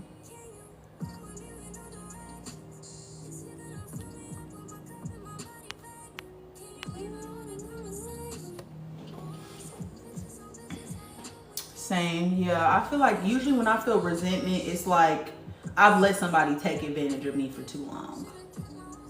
That's probably the only time I feel resentment, is when I've let somebody take advantage of me too long.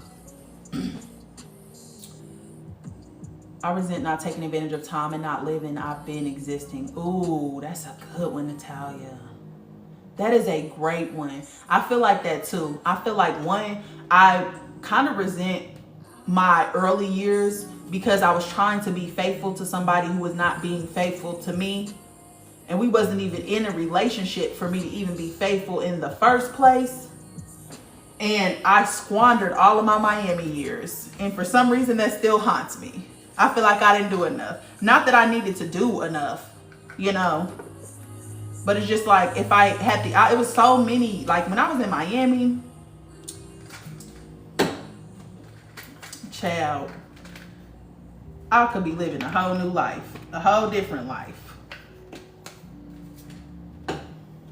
That's a hard lesson to learn. Yeah.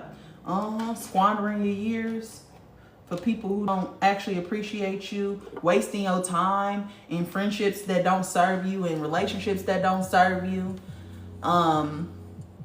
continuously giving somebody your energy. Like I hate when I get triggered about people that I used to date, because it feels like they still have some type of power over me. Facts, definitely wasted my years. I want to grab myself by the neck and shake real hard, because that man was not worth that, girl. And it's not even like I could re-up like that either, because all of them I used to get my Snapchat, and somebody hacked my Snapchat, and that's where all the niggas was. I was mad about that. I was mad about that. You so right with what you said about the day starts at 6 a.m. Yes. I wasted 22 years being loyal to somebody who never deserved it. Girl, I won't waste another second. That's why I be ghost. You're going to have to play with somebody else, because I've wasted enough time. I also wasted a lot of time being afraid to let people see me, putting myself out there. Like, I feel like that's huge for me. Putting myself out there, not taking big risks, not doing what I want to do. I also wasted a lot of time showing up for people when I couldn't show up for myself. I resent that too. Because how the hell I'm going to keep giving you more and more and I ain't even got nothing for myself? So I be resenting that too. Like people pleasing. I be resenting people pleasing. I hate that I was doing that. It's like, yeah, I want to show up for people and I love people and I want them to be okay, but at the expense of me, no. Like, give me my yams back, period. We all have to take into account that experiences get us to the point we are in life. Yeah, for sure. I agree. But that don't mean that you don't in life. Yeah, for sure. I agree. But that don't mean that you don't have to. That don't mean that you can't acknowledge that it's something that you wish you didn't do, though. I think sometimes with healing, hold on. I just walked up 2 flights of stairs quickly. So I think that we got to kind of get out of this mindset too when it comes to healing, that you need to be positive about your experience all the time. You don't.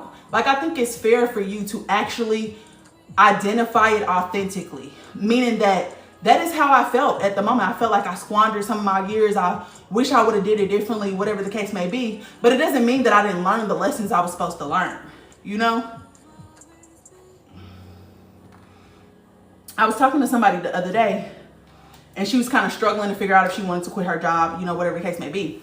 And she was just like, I feel like this, but I know I'm not supposed to feel that way. So, you know, I'm da-da-da-da. And I'm just like, no, who told you that you cannot feel your feelings? Like, that's the whole purpose of getting in touch with your emotions, is to authentically feel them and not shame or judge yourself for the way that you feel, you know? And I think sometimes we get so hooked, or we get so, caught up in judging ourselves for our emotions. Your emotions are only meant to tell you if you like something or if you don't like something. But just because you have a negative emotion don't mean that experience is tainted by a negative emotion.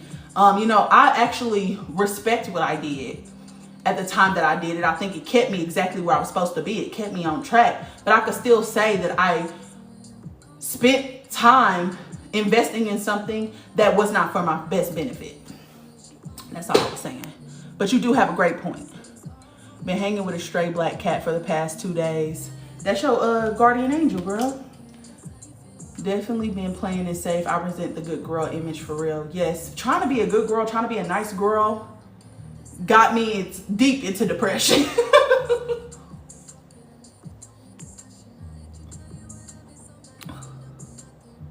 This is my shit. Hold on. I wasted 6. Damn. I went all the way down them steps and I didn't even get the material.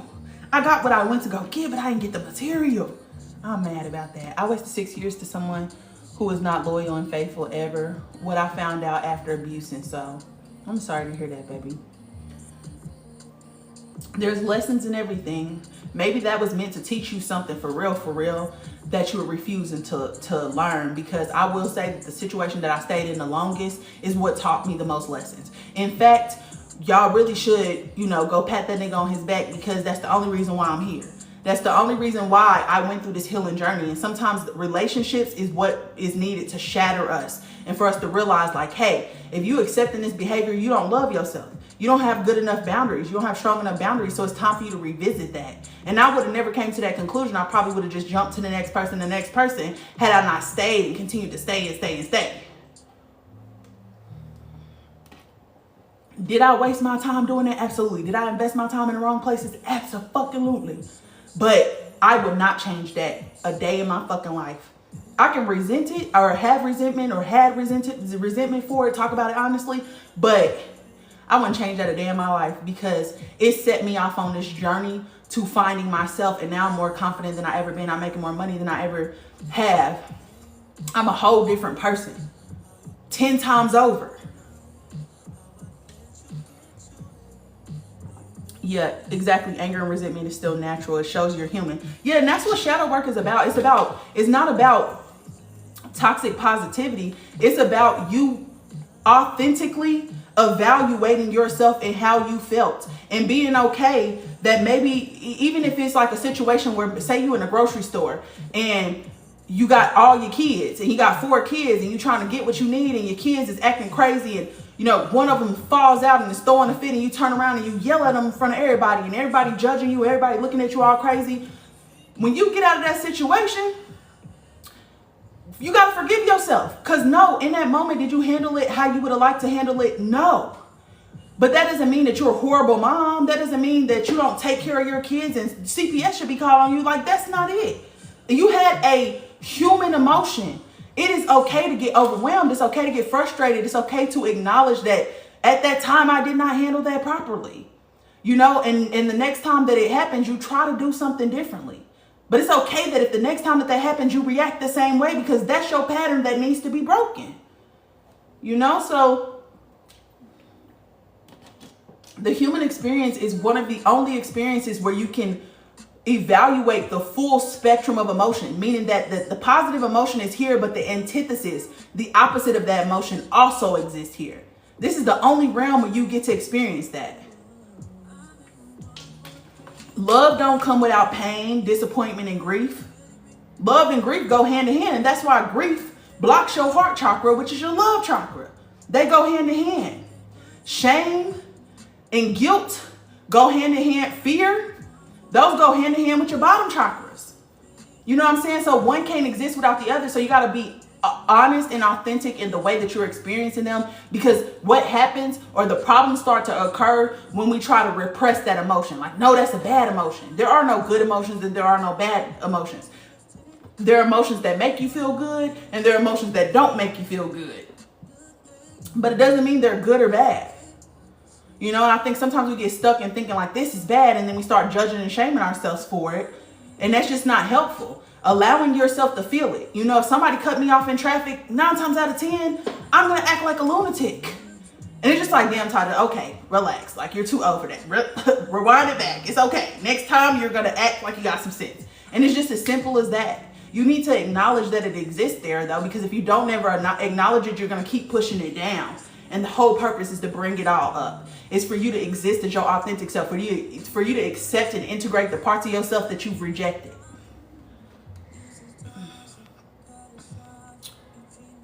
Sorry. Is my energy affected due to my work hours working 1 to 9 a.m.? Oh, child, why are you doing that?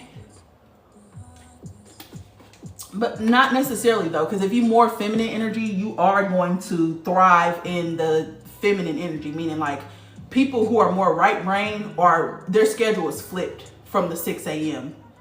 Meaning like it's 6 p.m. to the next 6 p.m.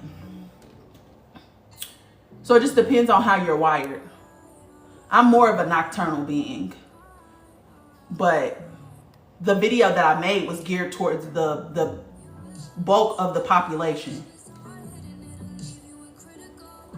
I forgot about this song. Hold on, let's start it over. What's your YouTube? I thought I was following you already. It's Big Taj with 2 J's. What makes you a student? What is your source? What do you mean by that? I have many of sources. I mean, I have books. I have source itself, the source within me.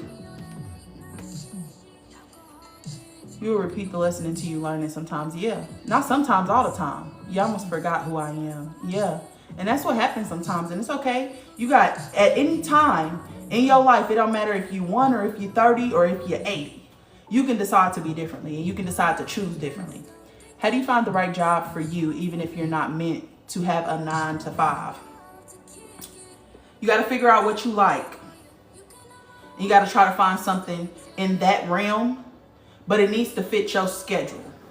Meaning like, if I was trying, because the goal is not going to be for you to find the right job. You're probably going to be the type of person who has to invent the job.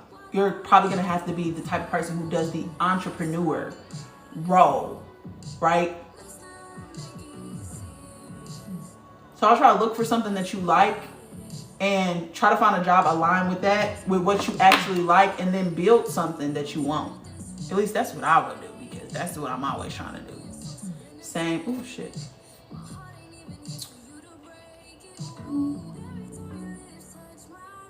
I self-talk to myself all the time. Oh, child, I have a really great relationship with myself. I'm my own best friend. I talk myself through everything. I learn something new every time I catch your lives. Love the conversations. Oh, thank you. Thank you. I appreciate that. Me too. Yay. I appreciate that. I just be trying to help y'all. That's it. Because I think we all have the possibility of experiencing joy. It's just that a lot of us ain't never experienced it before, or at least maintained it. So we got to learn how to get there. And because I've been through hell and back, I'm just trying to help us get there. Girl, what you posted about work energy just blew my mind, because we are slowly waking up is key. Yeah, it is key. I agree. The divine feminine is rising. The divine feminine is activating, which means that it's time for us to get in touch with our intuition. If you want to be before the curve, ahead of the curve, then you need to start feeling your emotions now, because eventually you are going to be forced to feel them, and you don't want them all to come to the top at one time. You don't want the veil to just disappear and you ain't had no time to prepare. And also, it's important to get out of those negative patterns now. Otherwise, you're going to continue to experience pain and suffering. And I don't recommend that for nobody. I mean, I was sad as a child. I was sad from the moment that I can remember. I tried to do a meditation where I went back and talked to my child self, and I was 4 and I was sad. I was like, what the fuck is going on, girl? You ain't never had a happy moment in your life. I was in the masculine for a while. I'm working to balance it out. I think that's normal because society tries to push you into that energy. I've been looking at my path and getting small downloads on how to move. I love that. I'm getting more in touch with my feelings, emotions now. I love that for y'all. I think you should. I think I've been called to embrace my divine feminine energy. Everybody is right now. Because everything that was suppressing the divine feminine energy is gone. Now the only thing that exists is your own internal suppression. Oh girl, me too. I was playing with my Barbies alone in my room at 4. No one talked to me in my house. Yeah, I was like a very goofy and a very lovey energy. Like they said, Tauruses want to be in your skin. Like I was very touchy. I was very, come here, embrace me. I was very much so like that kid, and my mom didn't grow up in an affectionate household. In fact, she was like emotionally and physically abused. So she did not know how to receive me at all. But I was exactly what she needed. Now, as I've healed, I'm healing my mom. I'm healing my brother. I'm opening them up to experience abundance, to experience new experiences. So a lot of times, the only thing you need to ever fix is yourself. Because when you fix yourself, you start resonating higher. You create a vacuum behind you that the people that you love will be pulled up. You'll start aligning with the right friends and the right people. So if you're not meeting those right friends and those right people, it's because of your frequency. So you need to go inside and fix yourself. And by fixing yourself, you anchor the light. And when you anchor the light, every time those people are around you, they feeling it. And especially when you in your light and you are in this energy of making it to the other side, and this energy of nurturing and helping and aiding people, all of a sudden, the things that they rejected you for, all of a sudden they're interested in. When they see it start happening for you, they're like, well, what the fuck is Taja over there doing? The work? That's what I'm doing. The work, honey. Right? And then they start asking you. And now all of a sudden, you know, I had a conversation with my dad. My brother's like, I think I need to have a conversation with dad. And I'm like, maybe you do. Maybe you should stop acting like you don't care and that being so nonchalant about everything, Capricorn King. Maybe you should open up and say how you feel. You know, so I've paved the way for other people to do those same things. And I ain't have to do nothing. My whole life, I've been trying to fix them. My whole life, I've been trying to fix. The moment that I stopped trying to fix them, everything fell into place. It is not our job to fix. It is only our job to observe. That's it. I can't like your live to see you on here. Oh, I can't like your live or see you on here. What does that mean? I'm an Aquarius, so I just wish my mom would be my friend. She just wants to be mom. You know what? Sometimes I think it's hard for us to humanize our parents, but I also think it's equally hard for them to humanize us and to stop seeing us as a little kid and to realize that we are human with our own autonomy. And, you know, we like certain things, we don't like certain things. And at a certain age, you're going to have to respect that because I am now the governor of my life. I appreciate you getting me to this point, and I love you for that. But now you have to let go and release so that we can actually have a relationship. Now, I actually had the opposite problem of you. My mama was my friend my whole life. You know? So that's the opposite problem.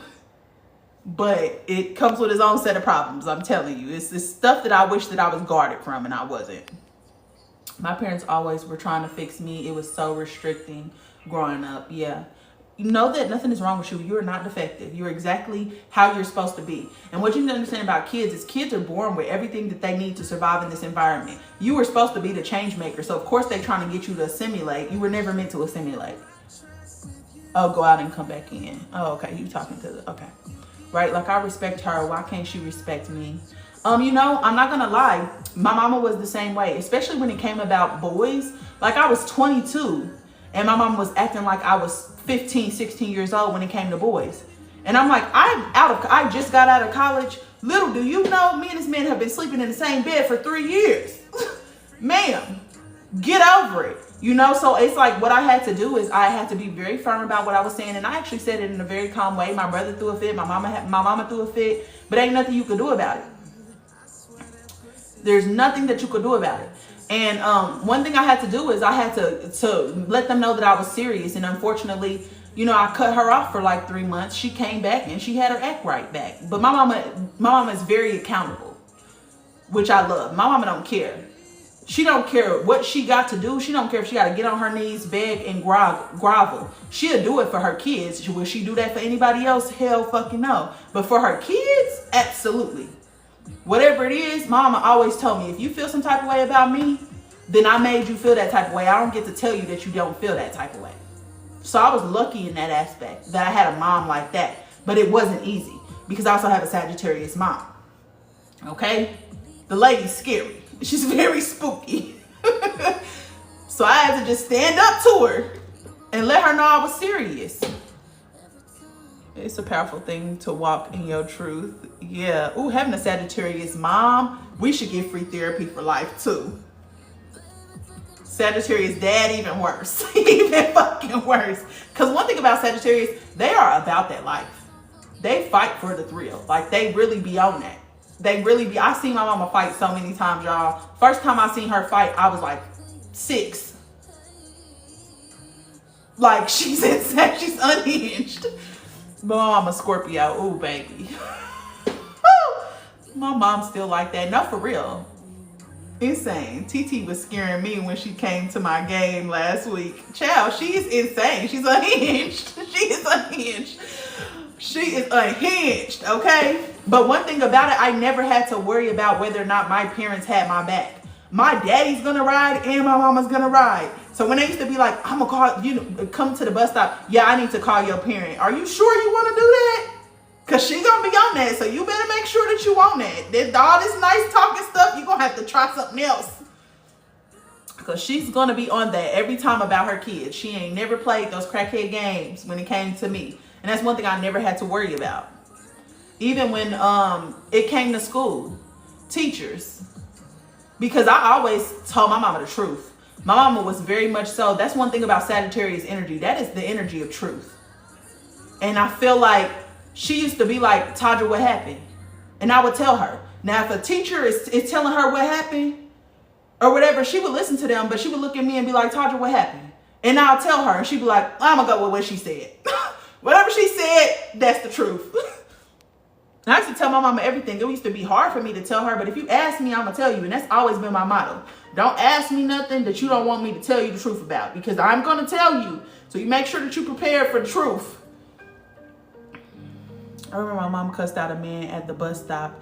He confronted me. Yeah, one time, my brother, let me tell you, my brother a Capricorn, y'all. Capricorns don't play about their family. Never have, never will. And so my brother was like trying to put me on punishment, which I don't take lightly to being controlled. So I just put the dresser in front of the door, and I had one of those doors that was like kind of in a cubby. Like you have to go through like this cubby. So I put the dresser to where he can't even open the door. He can't even move the dresser, nothing. So I just put the dresser, and I climbed out the window because we was on the first floor. I was probably like 13.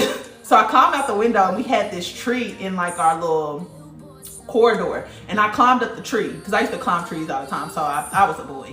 So I climbed all the way to the top of the tree, and I watched him come out, you know, looking for me, yelling for me, and I'm just watching from the top of the tree, blowing in the motherfucking wind. And then I see him come back, and he holding his stomach. And then as he's coming towards the tree, my mama bends the corner, and she's like, Tasha and Deshaun, like real fucking loud. My brother ducks behind the slide. So we both, he sees me at this point in the tree because he look up, he sees me, I see him. She's screaming our name. Neither one of us budge. And so I always been a person like, okay, cool, fuck it, I'll just take it. So I climb down the tree, and I'm about to, you know, go take my ass whipping, whatever's about to happen, right? And this boy is at the bottom of the tree, and he was like, I'll catch you. I said, please don't do that, move. And he moved out the way. As soon as I jumped, that man caught me by my hips. I promise you that lady's head turned around. She looked at me like, and I said, oh my God, I told you to move back. I walked through the door. I turned around to try to explain, and she stole me dead in my shit. Like, she stole me dead in my face. That's the first time she ever like stole off on me for real. So I go to my room and I slam my door, you know, but really I wanted to slam her ass. I was so mad. But when my brother come in the house, he wait till she leave because she's on a work, like she's on break. She gotta go. He never comes back in the house until she leaves. Then he comes back in the house, and this man done got in a fight because he asked these neighborhood dudes where I was, and one of the dudes, like we lived in the hood, so one of the dudes was like, oh yeah, I seen her, I just got done effing her. And my brother whooped his ass. He whooped his ass, so he had just gotten a fight. He was like, I'm not about to fight mama too. Like, you gonna have to take something. You gonna have to take something for the team, child. Hold on, let me go back. Hi, pursuing my higher self. My mom is an Aries sun, Scorpio moon. Everything was swept under the rug with aggression, child. LOL, I lied to my parents growing up. I had no choice in those moments. Hey, you gotta do what you gotta do. I'm a Sagittarius. I love Sag energy though. We like frenemies. Like one of my favorite friends was a Sagittarius. Me and her never had no problems, never had no beef, never nothing. We just ended up fighting because we was in Miami and she got too drunk and she was talking to me like I was fucking Michelle and she was Beyonce, and I just didn't. At that age, I was not at the age where you wanted to play with me. And then she went like this to me. I tried to give her some water and she went like this. I blacked out. Because like I said, violence was the solution in my household. Like if my brother would have did that to me, we would have got it cracking. So unfortunately, we got it cracking, and I don't think she was ready for that. And then I just stopped talking to her because I felt like, you know, like if I gotta put my hands on you, then that's it. And like doing this to me is insane. Insane for you to be doing that. Hey, Queen's Knowledge. But my mom also grew up in a family that never spoke on feelings and swept everything under the rug. Yeah, that's my mom was the same thing. Big Capricorn. Yeah, my brother was crazy. Not in the trees. I was in the tree, y'all. And the wind was blowing. So I'm up there flimsy as hell.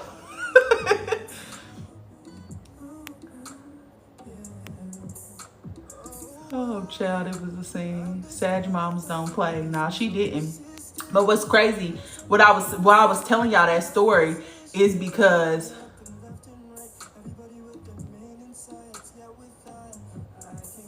the reason why I was telling y'all that story is because the next day, the dude's older sister met us at the bus stop.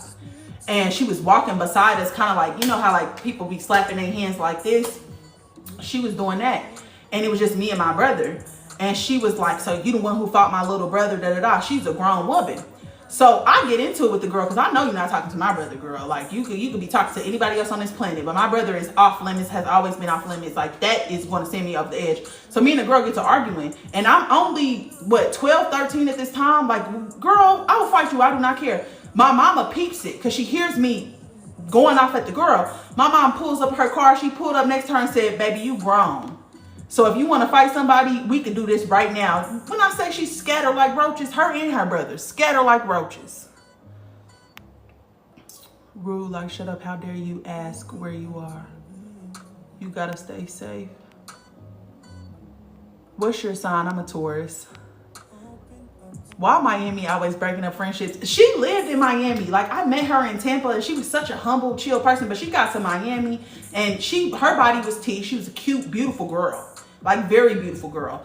And I feel like she started dating them men. She started dating them men. And she just thought that she was somebody. And I just was like, girl, chill. Yeah, get your finger bit doing that. LOL, that's funny. The tree had fun times. Yeah, we was crazy too. Hey, Kiera. Hey, SL.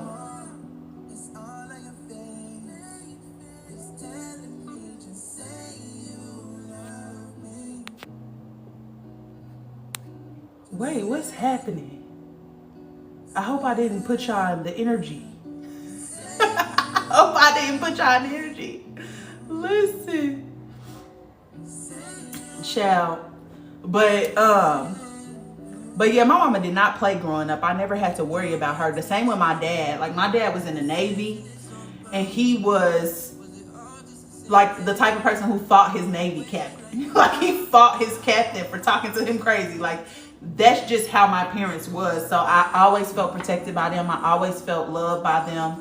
Hey, Eli.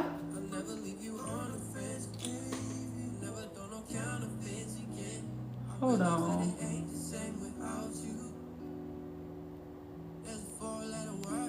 I'm trying to see, did I miss something?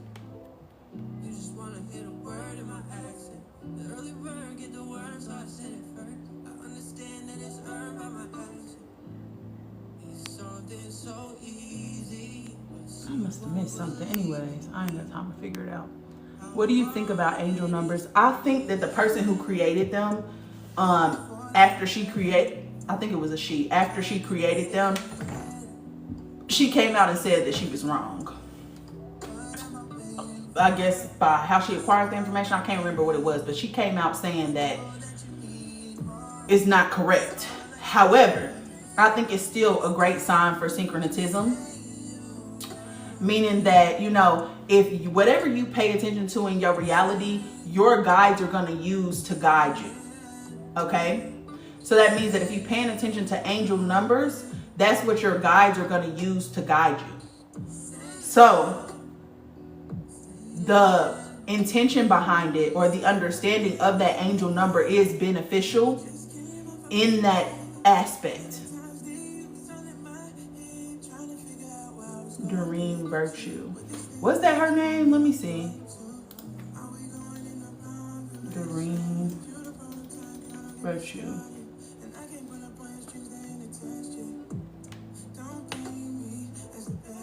Hold on, no, it's who?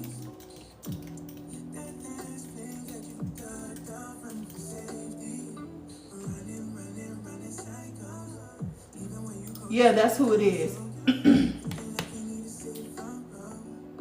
She claims she studied under Pythagoras.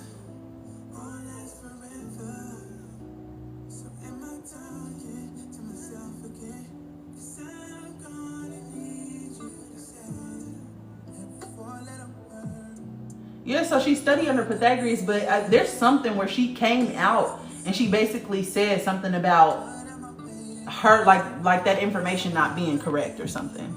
But it doesn't matter, because whatever you relate to, your guides are going to guide you specifically to that, because whatever she creates, whatever is created is in the Akashic records, meaning like it's in a record house. So if that's what you're paying attention to, your guides are going to use the meanings behind those to get messages to you. So I don't think they're a bad thing at all. Love and light. Hi, Mrs. Ronnie G. What do you think about crystals?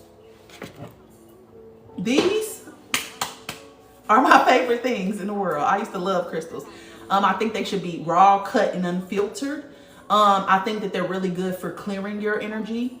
I think they do a great job at clearing. But crystals have spirits inside of them. Really, one spirit, but crystals are a consciousness, and they come from the sixth plane, which is the closest plane to source energy. So they are tools of divination. Crystals are very intelligent. Crystals are what the ancient Egyptians used to open portals, to do all kind of things. Crystals are in your phone right now that we talking on, and they used to create this portal. Crystals are in your brain, in your pineal gland. And when they crush and synthesize, that's how you get images, that's how you get colors. Crystals are a part of you. I love seeing them. Seems like the universe has talks. Ooh, child, hold on. I love seeing them. Seems like the universe has talks with me all day. Yeah, it is. It is. The universe is always talking to you. That's the one that went back to Christianity. Yeah, she's a Christian writer. Since we use our phones and social media, would our guides utilize it too? Yeah, absolutely. My guides be talking to me through movies. They be talking to me through TikTok. I literally say something to myself in my head. I'll get on TikTok and like 2 scrolls and I'm at a video that's literally addressing exactly what I said, word for word. Word for word. Exactly what I'm talking about. Like exactly what I said in my head. I didn't even say it out loud. Exactly, there's a video, there's somebody doing tarot, or there's somebody doing something that is a message directly for me, like so fucking specific. What's your favorite crystal? Probably labradorite, because it helps with psychic gifts. I also like amethyst, rose quartz, tourmaline, selenite. Any of the protective crystals like jet or onyx. I like a tiger's eye. I love rainbow crystal. That's a chakra crystal with all of them. Carnelian is a good one for attracting people to you.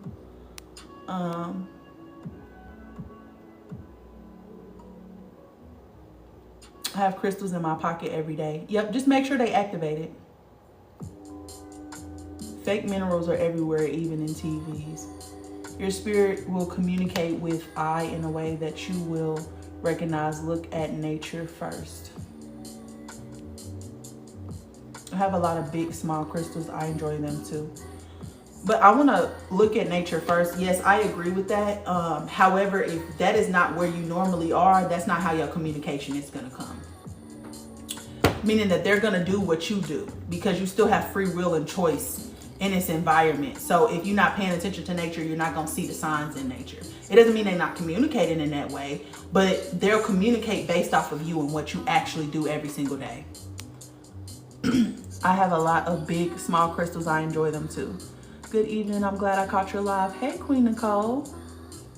Songs. Yeah, I be vibing, y'all. Y'all know that I be over here vibing. Books. Do you have a recommendation for where to find good crystals? Not necessarily, because I actually got this at a random TJ Maxx they home section or whatever. I was in Santa Clarita, like out the way, and I walked in there and they had some huge crystals, and I was like, they had a bunch there too, and I ain't never seen that in TJ Maxx. So all of my small crystals are from this small town peddler's mall, and the guy is an indigenous American. So I go get all my crystals specifically from him, but I've never like bought anything offline or anything like that. Ooh, sorry. Magnetite and shungite are must-haves. Rose quartz and amethyst and satellite. Yes, shungite is huge for protection as well. I have some shungite crystals that are in the shape of the 5 elements. Universe uses music too, absolutely. Love rainbow fluorite, citrine, and amethyst. Yep. New to you. Where are you coming from? I'm in California. How do you activate crystals? Any of the quartz, you don't want to use water. So you use either smoke from like sage or like something like that. You want to cleanse the crystal, but you can activate every crystal with the breath of life, which is the breath that's inside of you. You need to blow on them, and then you need to talk to the crystal and say, if you would like to communicate with me, make me feel a sensation in my hand. Mine gets really, this one gets really cold when I say that. Yeah. This one gets really cold every time I say that. This energy actually helps me do collective healing. What kind of sage do you prefer? Do I have some? I don't think I have a preference. I like white sage, blue sage, the one that come with the rainbow. I'm more of a Palo Santo type of girl. For real. I keep some Palo Santo. Boop. Actually, same. In one weekend, every show I watched reference sickle cell. It was crazy. Yeah, because it's something with sickle cell. It's something with sickle cell. Because I was watching, what's that show? It's on Netflix. And like they basically had a community center where in a black neighborhood, and a lot of people had sickle cell and they had gifts because of the sickle cell. I was curious if the crystals were authentic in home goods. This is a real crystal, only because I feel energy. I don't know how to explain that, but I think sometimes you can't tell if a crystal is real or not if it has that painted over shit on it. This is a raw crystal. How do you properly activate them? You blow on them. And at least that's what I was taught by a monk. Not a monk, a shaman. You blow on them. Because you have the breath of life. That's the breath of life. It's inside of you. But you can also use water for some crystals. I drive for a living. I see a hawk everywhere.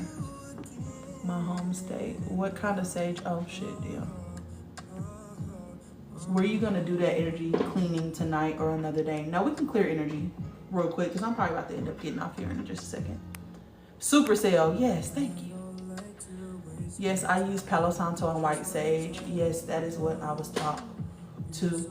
Just rejoined. I have the sickle cell trait. What's the superpower? I don't necessarily know. I think everybody supposedly is supposed to be tied to some gifts or something. There's supposed to be some type of something that happens. And that's why I get suspicious every time they say, you know, these people are defective. Something is wrong with them. They've mutated. Something about that perks my ears up. Because I'm like, a mutation. Or were they meant to be born that way and they're just something else that we don't know that they are? That's what be going on in my head. Okay, let's clear the energy. Let me turn the music off. Okay, we'll do a clearing.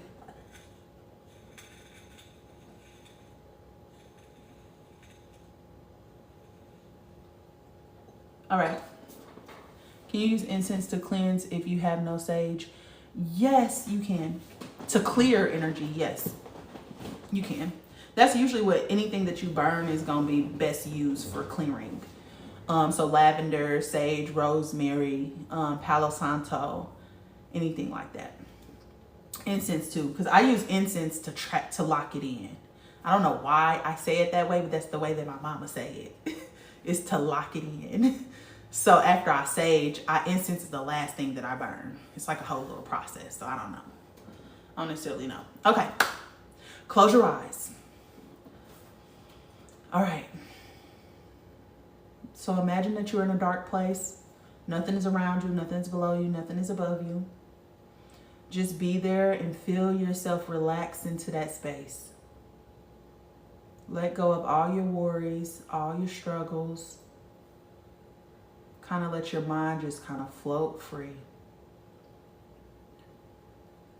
Now focus on feeling safe and secure in that space.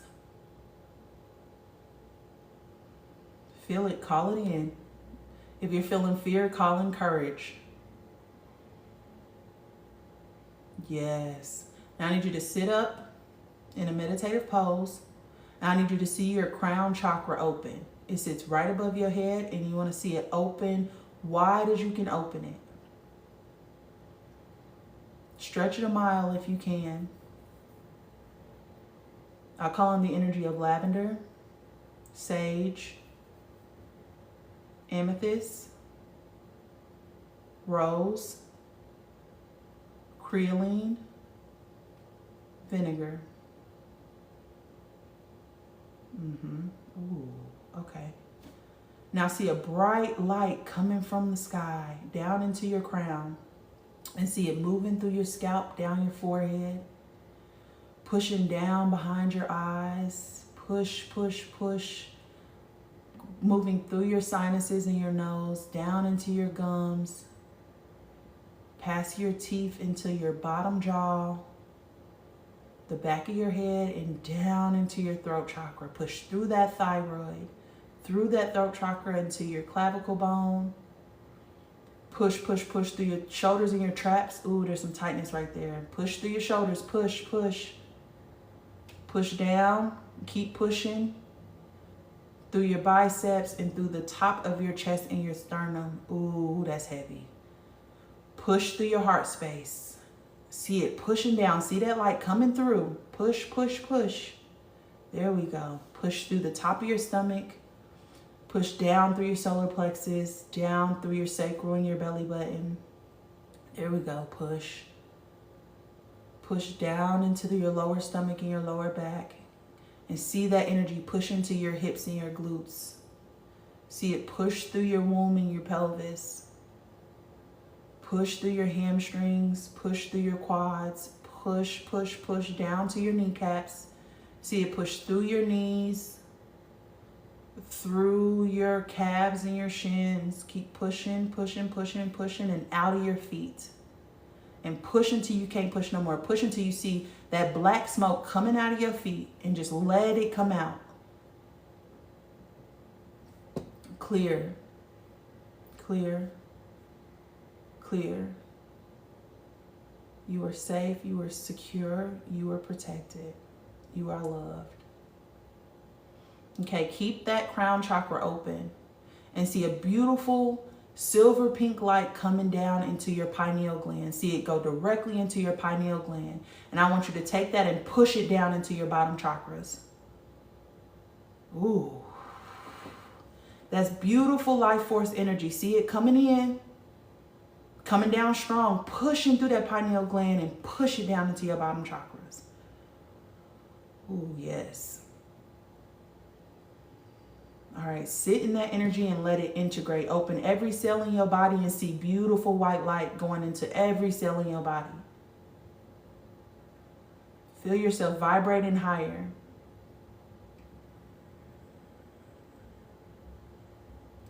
Integrate that energy.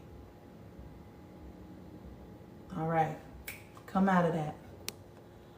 Ooh, when I said that silver energy, that silver pink energy hit you, my whole body started vibrating. How does that feel? How do you guys feel?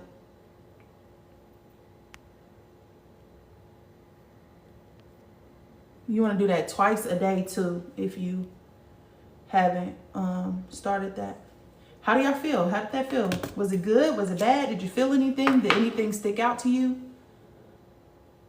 My girl, my eyes are watering from that pineal part. Yeah, that's good energy. That's life force energy I just gave you.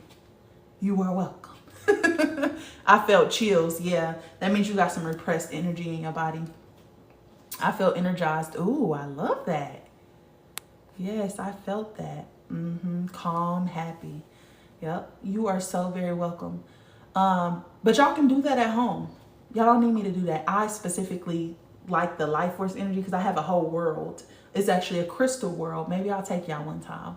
I have a crystal world where you can go and get life force energy. Ooh, my head is buzzing, cousin. I felt my muscle fibers twitch. Yeah, you got some contracted energy in your body. I felt the light. Yeah. See? And you can do that at home. That's how you clear your energy. You want to clear your energy twice a day until you don't have to clear it twice a day. And then once you clear your energy, you want to protect your energy. And as I said, you can just visualize yourself in a huge golden sphere, like you're in the golden world, and make it as big as you possibly can and make it as hard as you can. And then make two of yourself, make one go on the outside and start throwing bombs to make sure that that is secure, that is, you are safe in that bubble. And then I cloak it. I drop a cloak over it and see it disappear. Nobody can find me. The only people who can find me who are aligned with my highest good and in pure love energy, have a pure love or divine love for me and humanity. That is it. That is all. You need to set some filters on it because you set the intention for everything in your life. I felt lighter. Yes. There is some tension in somebody's middle back.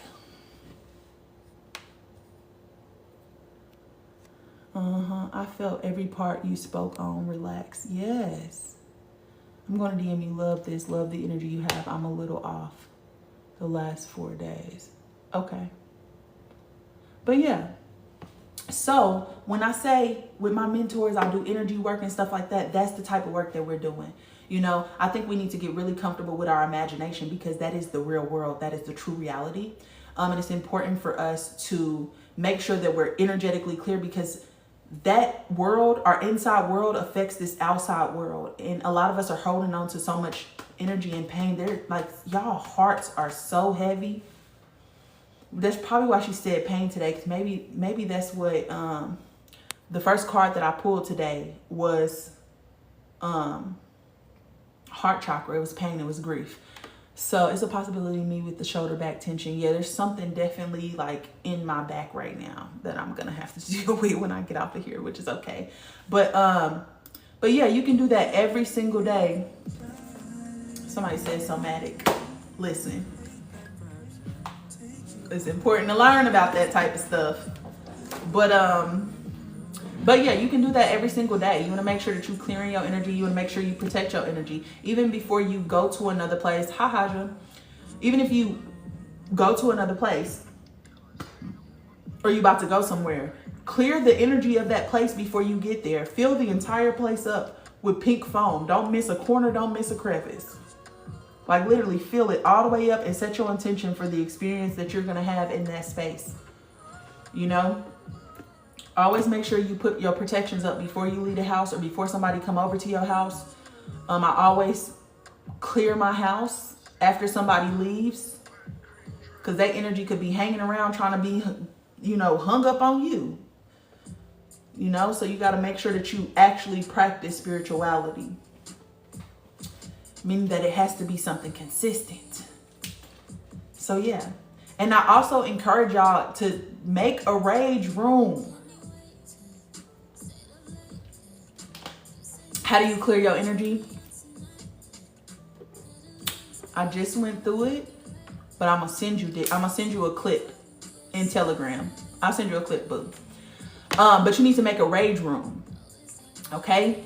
And this is gonna be a place where you go and you get all of your anger out. I love having a rage room. Sometimes it's just an old fucking one of those box Chevy type of cars. It's like one of them, and I'm literally just taking a back to it and just getting it all out. Like sometimes when I feel overwhelmed with my emotions or whatever, and I just need to release some tension, like I go in my head to the rage room and I just be tearing shit up. I'm gonna post this. This live is actually gonna be posted on my YouTube, y'all. But Haja, I'm gonna send you this clip. But yeah, I'm gonna post it right after this. I'm gonna post it on my YouTube so y'all have access to it. Just scroll to the end because this is in the last couple of minutes. But I'll go into that rage room and I start tearing shit up. Sometimes I'm axe throwing. Sometimes I see like a big target and I see some axes and I just start throwing the fucking axes with all of my might. Sometimes I see like a balloon and then like a body. I mean, I guess it's like kind of like a body. But I start throwing knives at it, popping the balloons. Like whatever you need, you can do it that way. I don't have like a Telegram chat or anything. I'm sending it to her on Telegram because she is one of my mentees. So me and her have a Telegram chat. But yeah, you can make your rage room whatever you want your rage room to be. Like it could be whatever you want it to be. You could literally have a machine gun and you shooting it at something, like whatever you need to get that up out of you, like create that. And create what you need in that moment too. Because my rage room, every time I go into it, it looks differently. Because I'm in a different mood. I'm in a different vibe. Like maybe I don't want to expense all this energy, you know, beating this car to death. Maybe I just want to throw some knives at something and just pop some balloon, you know. So I think you should use your imagination. Be as creative as possible when you create this. It could be as simple as you standing at the top of a mountain just screaming your fucking lungs out if that's what you want to do. But I have different things for different spaces. Like I have different things for different things. So yeah. I think you should create stuff for yourself like that as well, because it definitely helps. But yeah, I'm about to hop off here. I love y'all. Y'all know I love y'all deep. We had a good conversation today, so I'm gonna save this and post this on YouTube so that y'all have it. I love y'all deep. Today was such a good session. I feel like we did a little bit of shadow work. We did a little bit of energy work. We talked a little bit about life. You know, we got familiar. Big red, not the little, period. Put some respect on my name. No, I'm just saying. Oh, y'all are so funny. I missed it. No, it's okay. It's okay. I'm gonna post this on, I mean, y'all want me to stay for a little bit longer? If y'all tell me y'all want me to stay for a little bit longer, I'll stay for about 30 more minutes. Let's see. Let me ask the universe what they want me to do. Caught your live late.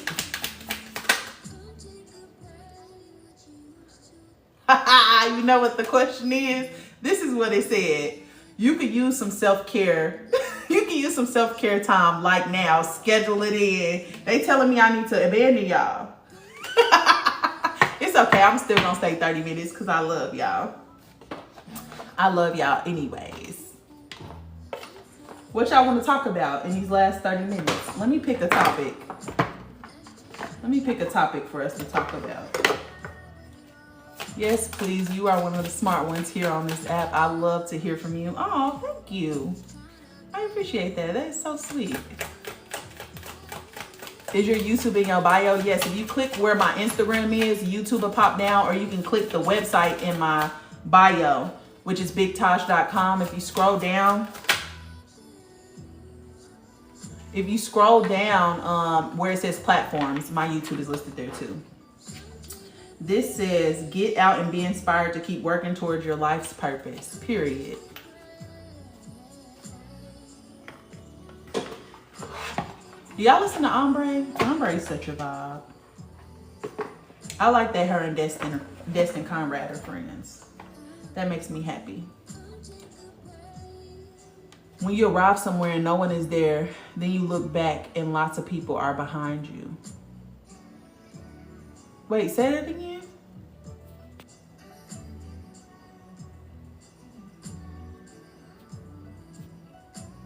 What you mean by that? Oh, shit. Thank you, boo. I appreciate you. When you arrive somewhere and nobody is there, then you look back and lots of people are behind you. I don't know. Let's do some more shadow work then. Since y'all don't want to talk, y'all want me to stay, but y'all don't want to talk to me. Like you're the first in line and alone, then you look back and people are lined up. You are attracting. Oh, yes. Yes, I absolutely agree. Absolutely agree with that. Just followed you on Instagram and subscribe to your YouTube, period. You're my type of people. That's what I be on. Oh, shit. I'm such a fangirl on here. Y'all see me in the comments of people all the time. I'm such a fangirl. All right, so what do you judge other people's for? Do you do the same thing that you judge other people for? I would definitely say, what do I judge? I don't want to steal you again, but we could talk all day, period. I love that. I don't have a problem with you stealing me ever. Subscribe to YouTube. Thank you. I need some advice on how to release anger. The Rage Room idea is so good. I tried it. Yes, the Rage Room idea is so good. I'm telling you. But another idea is something I talked about earlier. If you can't have the conversation in a non-emotional way, have it in spirit first. Call on that person's energy and spirit and have the conversation. Try to work it out. Think of what you think their responses are going to be and just let it flow. Like literally it's going to flow very naturally. Right? So when you actually have the conversation, it goes way different than the way that you thought it, like you processed it, because on a subconscious level, you have already talked to their higher self about it. Hi, Bet. Haha, I need some advice. Okay, I got that one. I have an actual rage closet and or just go in nature. That's good too. You can do it in the physical, you can do it in the spiritual. I feel like a lot of times certain people around you will present your shadows through them. Yes, absolutely. Everybody is just a projection of you. and where you are at your state too. So you'll see yourself reflected in them. And you know, a lot of times the things that you reject in other people is the things that you were rejecting in yourself. So anytime you're judging somebody, anytime you're rejecting something in somebody else, you need to take notice of it. Because as you can see, this card said, what do you judge others for? What do you judge others for? Do you do the same things that you judge others for? The reason why that second question is there is because the answer is yes. Whatever you judge people for is something that exists inside of you that you do not want to accept. So for example, I said I had a best friend. And I used to say all the time that she act like Joan from Girlfriends. And I did not mean that in a positive way. I meant that exactly how I meant that. And it's because me and her have the same energy. And that pick me, that wounded sixth energy is very much so alive inside of me. Do I experience it in the same way that she does? Do I exhibit it in the same way that she does? No. But that doesn't mean it's not underneath those covers, because it absolutely be underneath those covers. Oh, that conversation in spirit definitely makes it better. So thanks for that. Yes, it does. It makes it go so much better than you think it is. So smart. I will enjoy this one. Yes. And when they do, you realize you don't like that, and it puts you in a position to reflect. Yes. Joan was so aggy. She irked my nerves. So believe you me when I say I hate to say that, it pains me to say that we are the same energy. She's just an unhealed, a wounded version of my energy. So child, listen. Oh, this is a fun one. If you were to write a book about your life, what would the title be and why? My title would be Who Am I? Because that's what my fucking life has been about. That is very simple, very easy. That would be my title. What would y'all title be? Do you do one-on-one calls? I have a mentorship program that I do one-on-ones, but I'm only taking 10 clients and I already have 4. So I'm only taking 10 clients for the one-on-ones, and I'll take more people for the group sessions, but you'll have to share your time with other people. But I suggest the mentorship program is going well. Like I told y'all, I have like a whole situation of energetic profiles that I put together for y'all. Let me show y'all again. Oh, sorry. I removed the name so y'all can't be in my client's business. But there's a numerology section that tells you what your 5 numerology numbers are and then what your overall life path is. There's a human design section that tells you what energy is in your sun, the feminine aspect and the masculine aspect, so that you can make sure that those are, you know, coming into alignment. And that's Sun, Earth, North Node, South Node, Moon, Mercury, Venus, Mars. So it covers all the astrology. Also Chiron, because that's the wound that you need to heal in order for you to thrive. And then I have a strategy. So what is your purpose here? What are your strengths? What are your weaknesses, right? And the weaknesses, I go over the astrology. I go and look at what planets are in retrograde, because that's what you're going to kind of struggle with. I go and look at your North Node. I look at your South Node, right? And then I set goals and I come up with a plan. This is the plan. These are the goals, right? So it's very much so based off of your energy. I look at everybody's energy who does the personal one-on-ones. I look at your energy. I come up with a plan. I come up with your energetic profile so that I know exactly how to help you. There's an intake form of 20 questions that I need you to answer so I can figure out how you think. You'll get a spiritual checklist, which is basically things that you need to do throughout your week in order for you to get into a spiritual routine or a spiritual practice. You'll get a shadow work journal, which is a digital copy of my book, Who Hurt You, by Big Dog right there. You see her? Ain't she cute? Oh, no. Who Hurt? You'll get a digital copy of this. You'll also get morning intentional prompts. It's kind of, I just put this together today for one of my clients because, sorry. Here's the intention. So it's basically you, when you get up in the morning, these are the things you need to do. Like, how can I experience joy today? 3 things I'm grateful for. Set your intentions for the day. How did you sleep? What's your peace level? What's the reflection from yesterday? You know, what do you want to remember? What do you want to do differently? And then also there's a planner at the end for today, for you to plan out today. So what's your goals for today? What errands do you need to run? What reminders? And the reminders is basically going to be like the things that you need to remind yourself. So for example, give yourself grace would be a huge one, because Please give yourself grace. Please, for the love of God, give yourself grace because you deserve it. You know, who needs enemies when you tearing yourself apart on the inside? So I've created all these tools to kind of help through this program. It's very specific to whatever person is in the program. Today I met my first mentee. I had my first session with a mentee today, which she got through there real quick. But I had my first session with her today and it went beautifully. She's amazing. I love her energy. Me and her have very similar energy. And I think a lot of y'all who come to me have very similar energy to me. So we just basically laid out the plan and put some routines in place and, you know, strategized a little bit. We're going to help. We're going to hit career. We're going to hit love. We're going to hit money. Because so many of us have a lack mindset when it comes to money. I'm going to teach you how to attract what you need to attract. Like this is an immersive experience, you know, because this is what I wish I would have had when I was on my spiritual journey.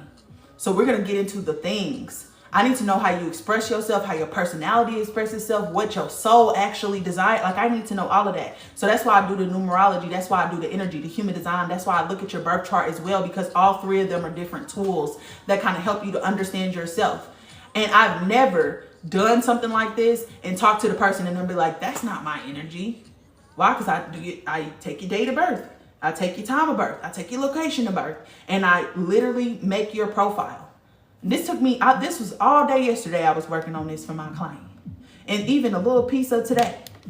But I started super late. I probably started at 5 o'clock yesterday. Then I was working till like 9. And I've streamlined the process too, because I'm not going to write something multiple times. If we doing human design, there's only 64 gates. So you are probably going to have 23 of them. So I just need to do this about 3 times. But I put it into a document so that I don't never have to write it multiple times again, because that's long. But I'm telling you, when it comes to getting y'all on track, when it comes to spirituality, when it comes to all of that, I have searched high and low. I have went to so many different spiritual leaders. I've taken so many courses, so many classes, and I still haven't found nothing that was like this specific, nothing that is designed like this. Because I don't think a lot of people have as much knowledge about energy as I do. But I was trying to figure myself out. I was like, I need to get in alignment with my energy or something, because I'm suffocating. I'm depressed again, and I don't want to be depressed.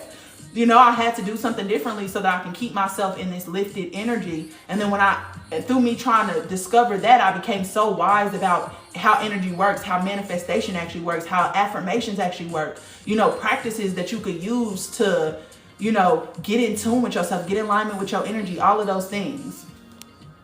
So, and I did it for a smaller price, because I feel like I want my people to have access to resources. Not that I don't care about any other people. I love other people too, but my people specifically, we have a limited amount of resources. And we need people who look like us, because everybody needs somebody they can relate to. Everybody needs people who look like them to help them through it. And that's what I was looking for. And I did not find a safe environment. So I was just like, fuck it, I'll create the safe environment. Because I feel like I'm very non-judgmental. I've had the life experiences. I've had enough life experiences for all of us. I promise you. I'm still doing the work. It's not like I'm done in the healing phase. I think some people think they get to a certain point and they think they done. I don't ever want that to be me, because I'm never going back. So that means I'm constantly be healing every single day. We healing together. We working together. It's like a peer-to-peer type of thing. Not like I'm the boss and you're the student. Like, no, we are there to teach each other. We are there to learn from each other. We are there to come up with a plan for your life so you can actually be living the reality that you want to live, because it's very much so possible. I know, because I'm living the reality that I was begging for last year. And then I got it and I didn't know how to be satisfied in it. I didn't know how to enjoy it. So what did I do? I went back to spiritual school. I went back to a shadow work course. I spent thousands of dollars to try to get myself to a place where I could actually enjoy the things that I had, because I couldn't even enjoy it when I got it, because I never had it. You know, people don't talk about how hard it is and uncomfortable it is to navigate that part of it. Getting everything you ask for and not knowing what to do with it. You know, so I think I have a wide range of skills. I've had multiple different businesses. I've helped multiple people start their business. I've literally went into multiple companies and rewrote their whole training program Like, I'm talking about 4 to 5 corporate 500 companies where I went in and was like, y'all, who this? I could tell a man wrote this, because ain't no order, ain't no structure, ain't no nothing.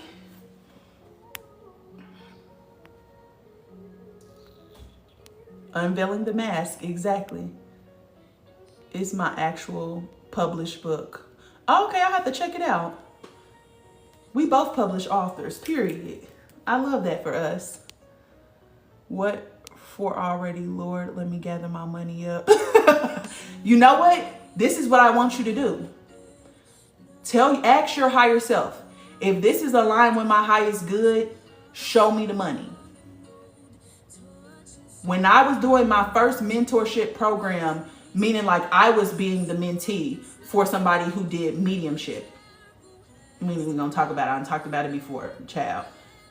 $400 a month is what I was paying, which is ridiculous for what I was actually getting. But I asked my higher self, I said, if this is for me, show me the money. The next day, I got exactly $5 over, exactly what I needed to take that first class. Ask and you shall receive. You are not alone. You are not doing it alone. You are just not asking for help from who can actually help you. Your team is always going to want you to have the best experience, to live the best reality. Ask them for help. I always ask my team. I know they hate to see me coming. They probably be like, Felicia, get the fuck on, Felicia. It's okay. It's okay. Ask them for help and they will show you. Don't even think about it after you ask them. Hey, if this is aligned for my highest good, show me the money. Move on. And then the money shows up and you like, literally it was $395 that Friday. $395 is what I made after I asked my higher self. Ask for help. And know that it's coming. Know that you support it. Know that you're taken care of. Know that you protect it. Know that you're abundant. Abundance is your birthright. The reason why you're not experiencing abundance is because you put restrictions and limitations on how you can receive abundance. Abundance is your birthright. The reason why you're not experiencing abundance is because you put restrictions and limitations on how you can receive. You put restrictions and limitations on how you can receive. You got to leave every single option open. That means you cannot focus on the outcome. The outcome is none of your business. The how is none of your business. The only thing you need to figure out is what you want and what you think that thing is going to make you feel. That is it. You take what that thing is going to make you feel, and you need to be experiencing that every single day right now. Can people become chosen ones? Because people are saying you have to be born like that. Child, we live in the realm of separation and division, in comparison, in judgment. The only reason why they think that there is a special designation only for them is because they're still living in separation. Everybody who is here comes here the same way, goes out the same fucking way. Everybody who is here has the same capacity. Meaning when you look around and you see somebody living a life that you feel like you cannot have, you absolutely can. The option is sitting right in front of you. That is you experiencing it right now. Period. Whoever did that, electrified. Period. That's you right there, over there, experiencing it right now. You can have anything that anybody else has in this environment. You can do anything that anybody else does in this environment. It all comes down to your belief system and whether or not you can believe that you're actually capable of it. And the problem is a lot of us don't trust ourselves. Every single one of us can be chosen. But the reason why there's a designation for the chosen ones is because not everybody takes this path. Not everybody is going to take that journey within. Not everybody is going to break free of the illusion or the matrix, which is the mind. It's learning how to manage the mind. Right? Not everybody's going to do that. And that's why they call it the chosen ones. Because they're the ones who take that journey into the underworld. They take that journey into hell and they come out on the other side. And people don't tell you when you take that journey, the moment that you decide that you're going to be better, spiritual attacks come out the fucking woodwork. You getting spiritually attacked here and there and there and there. Why? Because those attachments are pointing out to you what you have hidden.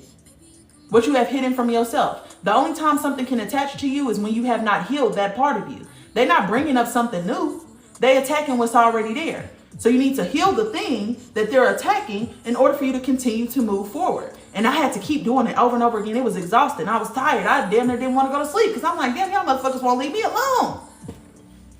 Every time I look around, y'all in my dreams, y'all everywhere. Can a bitch get a break? But once you make it on that other side, which I recently did, my higher self flat out told me, bitch, it's over. Thank you. You made it. I'm like, thank you. I didn't know what I had made it through yet. But then I kept getting messages about what I made it through. And I'm like, oh, thank God. Because a girl was tired. Now I'm unfuckwittable. And you can be unfuckwittable too. Anything I can do, you can do. Anything they could do, you could do. I'm going on your account to check it out, period. I wonder who that is. My fave. Planning is so difficult for me. I truly wish to be more regimented. Me too, because I have this energy of extremes, which means that anytime I get into a monotonous schedule, I have to break it up. And I do something really fucking extreme to do it, like move across the country within 2 weeks out of no fucking where. Like very, very extreme energy. So it's hard for me to get into routines, which 70% of the population doesn't have willpower, which means that you need increased awareness, because with increased awareness, willpower, the need for willpower, the internal conflict disappears, because when you know better, you do better. This sounds amazing. I loved your video on sleep. Oh, thank you. The links aren't redirecting me for some reason. I can't wait for one-on-one. Hold on.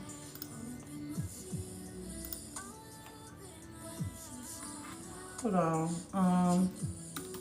BigTaj.com. I checked all the links yesterday too, because I had added the group session. Oh, it's working for me, boo. They trying to keep you from me again?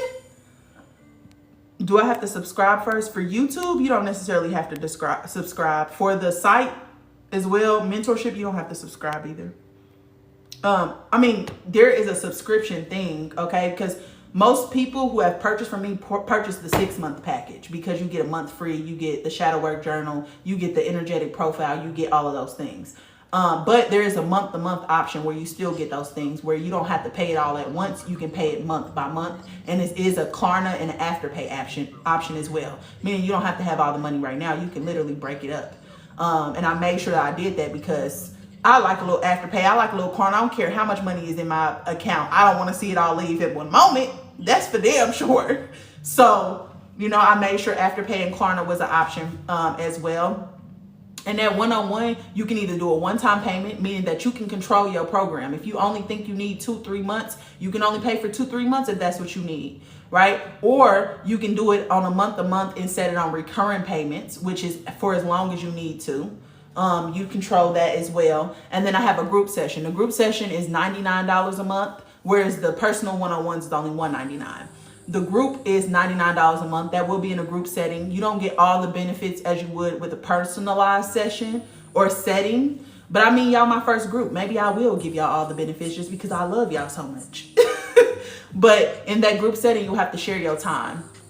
So I'll still do an energetic workup on you. And I'm going to basically have like a card with everybody's names and they little small hits that I need to know about to kind of keep y'all on track. And then we're going to have group sessions where we come in together, where we come up with plans specific for each other or for a person or not. I think that's going to be a lot more immersive. You know, I feel like a lot of y'all wanted the group settings so that y'all can have the conversations with other people, because we're doing shadow work. We're doing energy work. You know, we're making sure that you get out of that lack mindset. The kind of stuff that we doing on live is what I do in the mentor sessions anyways, because I'm a preacher girl at heart. Y'all already know that. I act like this all the time, no matter the setting. So it's just meant to help y'all grow and evolve spiritually and to release those limitations that are keeping y'all back from the life that y'all want, because you can have everything and I want to see you have it. I literally want to see you have it. I want to see you have your way, because we ain't had our way in a long time. So, okay, Super Jewel, I'll hit you back, love, as soon as I get off live. Hold on. This is a weird question, but is somebody left buttocks tight or twitching?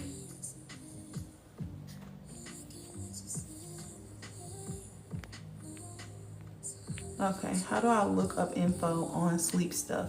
Your dreams are about you. So you are going to be the best interpreter of your dreams. I know people sell dream interpretation and stuff like that. Yeah, they can give you symbolism and stuff like that because, you know, our dreams are about symbolism. The right side of your brain works in symbolism. It works in images. It works in videos, right? So yeah, that helps you, but only you can figure out what it's about because it's specific to you and your experiences. 45 and still learning and healing. I love that for you. Keep doing it.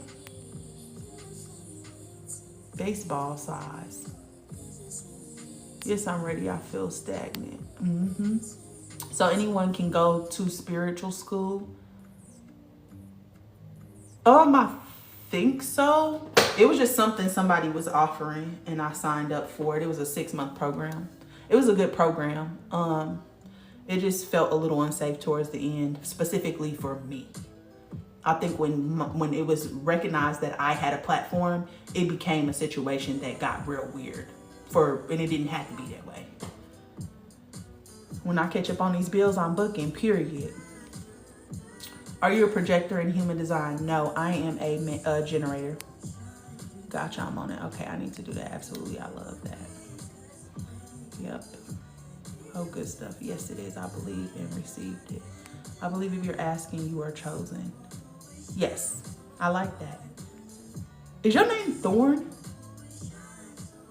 If so, I really love that. It's unexpected. I would not expect that, but I love that. Choose yourself. Absolutely. I absolutely love your homegirl realness. Oh, thank you. Ooh, girl, yes. Preach, friend. Thank you, Ashley. 111 on the clock. That's new beginnings. Love your energy. Oh, thank you. I've been attacked. Was almost taken out before I realized what was happening. Yeah, me too. I told y'all somebody on TikTok did black magic on me because they didn't like what I was saying on TikTok. Put a spiritual tether in me and everything. That's what started me on trying to figure out how to handle myself on the other side. Because I fight in the real world, baby. You're not about to get me on the other side and think that we're not about to have a little tussle. Wait, I've been missing out. What is this for? Oh, this was me talking about my mentorship program that I just launched, which is mentorship through the spiritual side, through the energetic side. We do shadow work, we do energy work. We figure out what your limitations and restrictions are based on your actual energetic profile, but also what you're saying to me as well. And I actually have intake forms that I do after every single session. I do an intake form to basically track what our plan is, to keep us on track, also what we talked about in the session, and then come up with a plan for next week. I also do a video recording, so you get a video recording of every single session. It's an hour and a half long, but the first session is about 2 hours. And you get an energy profile, which is, I don't share that information with y'all, but I'm starting to think that I probably should, just because it'll be helpful for you when you leave the program, if you need guidance on what your energy is like and how it exists and all of these things. So yeah, that's what we're talking about. We love you more. Oh, thank you, boo. Love your videos. Your energy truly radiates through the screen, captivating and inspiring. Thank you. I appreciate that. I am good vibes. A PK2, whole family of preachers. I need to talk about something. I don't know how I forgot. Oh yeah, reach out to me, babe. No, not me. I'm scared to say it's me. LOL. Oh, with the cheek. Somebody's cheek was twitching and it just kept, and I'm like, okay, stop. I feel it. I'm not trying to tap into nobody's energy right now. Relax. But I feel that somebody heart is heavy. Somebody back of their neck is burning. Child, hey Jazz. I'm a 4-6 generator. Okay, I'm a 2-4. Love your energetic alignment videos. Great work, ma'am. Thank you. I'm a 2-4 generator sacral. Me too. I'm a 2-4. What's crazy is y'all will book me and y'all be coming from live, right? And I feel like it's a certain select few of people who are on all of my lives. Every time I do a reading for y'all, select few, we got the same fucking energy. It's just in a different way. It's just in a different way. Or you have the energy of my brother or my mother. Thank you so much. Means a lot. It's Icelandic Thorin. And Una means love. I like that. Thorin. Ooh, Thorin. I like that. That's unique. Just got in here and was literally just having this conversation about spiritual attacks. Yes, I'm a 1-3 emotional generator. Got you. Very excited I'll be joining. Oh, thank you, boo. I love to see you there. Was building a mentorship program difficult? No. What was difficult was me getting out of my own fucking way. That was the difficult part, because people have been asking me about a mentorship program for literally 6 months straight. Every single person that comes across my page is like, do you have mentorship? Do you have mentor? I need somebody. I need community. I need community. And I'm just like, I just kept ignoring it. I'm being honest. I just was like, nah, whatever. I would see it, but I would just ignore it. And it just so happened the last time I was on live on Friday, somebody asked again, maybe 2 people asked. And I said, okay, this has happened so much. Now you're just being hard-headed. So I got on the phone with my brother, because that's my spiritual counselor. I got on the phone with my brother. Well, we just close. That's my guy. I asked him, we talk about everything. He'll literally be here in 2 days. But I get on the phone with him and I'm like, brother, people keep asking me about a mentorship program. He's like, well, why are you not considering it? And I was just like, I don't know why I haven't considered it. So I said, well, I'm gonna call you back. Let me figure out what this looks like. And the moment that I was like, if I was to develop a mentorship program, like, what would I want people to get out of it? Like, I start asking myself the questions, and I got so excited. I was filled with excitement. I was filled with joy. I was led by intuition. That's how you know something is a yes. That's why I tell you, you got to tap in with your emotions. And all of a sudden, in a span of like 2 hours, I had an intake form. I had a spiritual checklist. I had the email typed up. I had went and put up a drive and made different folders for different things. And I literally just started creating things, right? And then I put together the plan, meaning like, I knew how I was going to do it. I knew it had to be a very heavy energetic component, because a lot of us just don't know our energy. And the path to ascension is balancing your masculine and feminine energy. So you need to know which is what and what aspect it represents and how. And human design is a great tool for that. But also looking at your birth chart, because there's some stuff in your birth chart that human design don't necessarily tell you, you know? And then I was like, numerology. I got to know what your life path numbers are, because that's how you express your energy, your personality, and things like that. And it's also going to be the stuff that's in your way. I'm knowledgeable about all the things. So I made a template of how I wanted that to look. And I'll show y'all the template, because y'all know your girl is going to be doing some things. If she don't do nothing, she going to, yeah, so the template is exactly what I showed y'all. But it's like, I literally made this little template of like what I wanted it to include, and then I did strategy, plan, goals, like all of that. I made a template, and then I started rating out like, okay, if I was to like figure out, put somebody in a spiritual routine, what would they need to be doing throughout their week? And then I came up with a spiritual checklist, and I was like, okay, like that's crazy.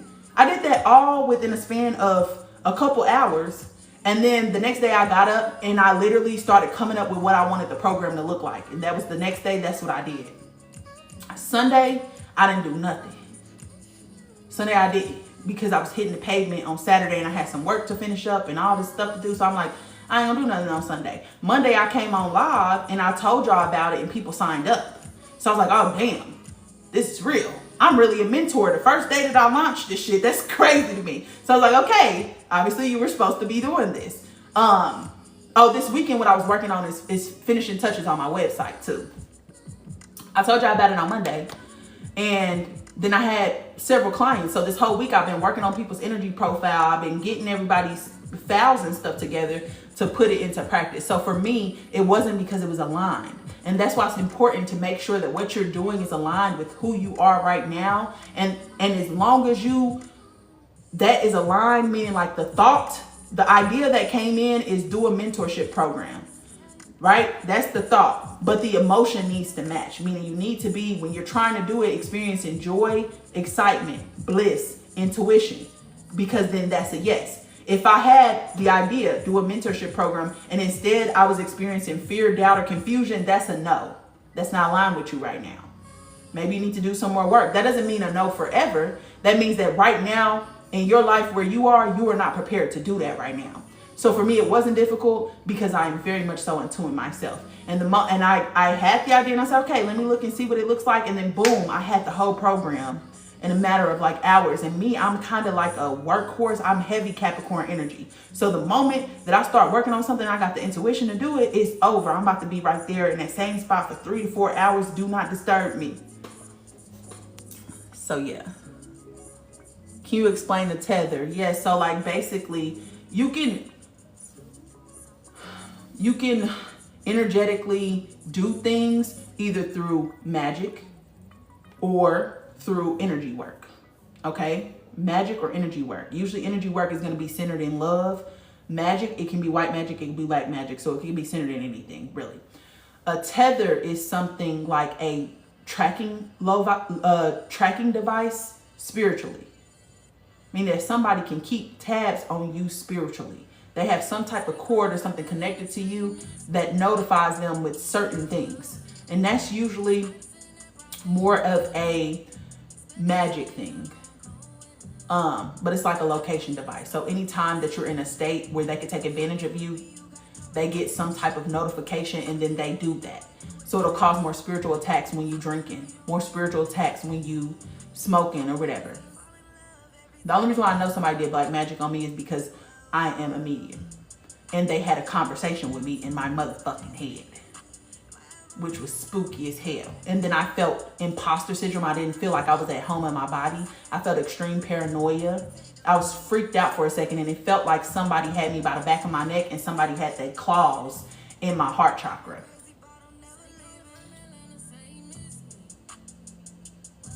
Gray baseball size mass.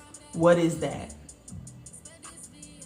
What are you saying? What do you mean gray baseball size mass? Are you saying it's in you or it's in me? Do you believe in past lives? Yes, but it wasn't you living that past life. It was another expression of your higher self living that past life, not you. This version of you is going to always exist in this timeline. And yes, you may have the memories of that past version because you're all connected to that higher self. You give so much knowledge and always keep it 100. I'm really for the mentorship and group program. I love that. Thank you. I be trying. Hi, Sir Jackson. I'm trying to go into labor currently. Might be me. My bad. OMG. Castor oil, girl. That's what you need. You want to get that baby up out there? You want to get that baby its eviction notice? Castor oil. Take a teaspoon. You will be at the hospital tonight. I'm a castor oil baby. I came by castor oil. I'm literally dancing. The mood is so good here. Oh, thank you. How so I found out what generator I am? You might not be a generator. You just need your time, your location, and your date of birth, and then just go to myhumandesign.com, put in your information, and it'll tell you. How do you know what energy you are? Yep, I just gave it to you. Yeah, I woke up after your spiritual attack videos. Yeah. I've been spiritually attacked by everything imaginable. I literally had, I don't know if y'all ever seen that show, Magicians. It was the last season of Magicians. Hold on. Let me turn this light on, y'all.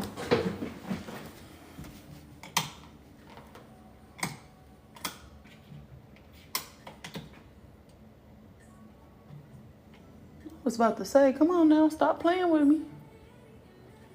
So I don't know if y'all watched the last season of Magicians, but it was like this spirit that they unlocked from another realm, and it was jumping into other people's bodies, meaning like it was literally jumping from body to body, and you could tell that the thing was in its body because it would have like a blue ring kind of go around the eye. So one time I was asleep and I just went to sleep. Something was absolutely in my house. I felt it before I went to sleep, but I just wished it away basically. And I went to sleep and it was like I was scrolling on TikTok, something that I normally do. The things that you're addicted to, those are your vulnerabilities. And so I'm scrolling through TikTok and I seen a creator who I actually like his work. So I stopped. And the moment I did, this thing had the ring went around his eye, but it was red. And he said, I got you.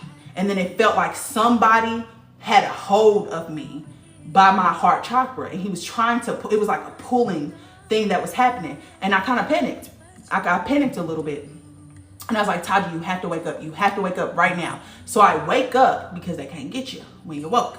I woke up and I went into meditation and I started sending it genuine love because you don't let me see your face, baby. It's over. It's over for you. I started sending genuine love because, again, those souls are in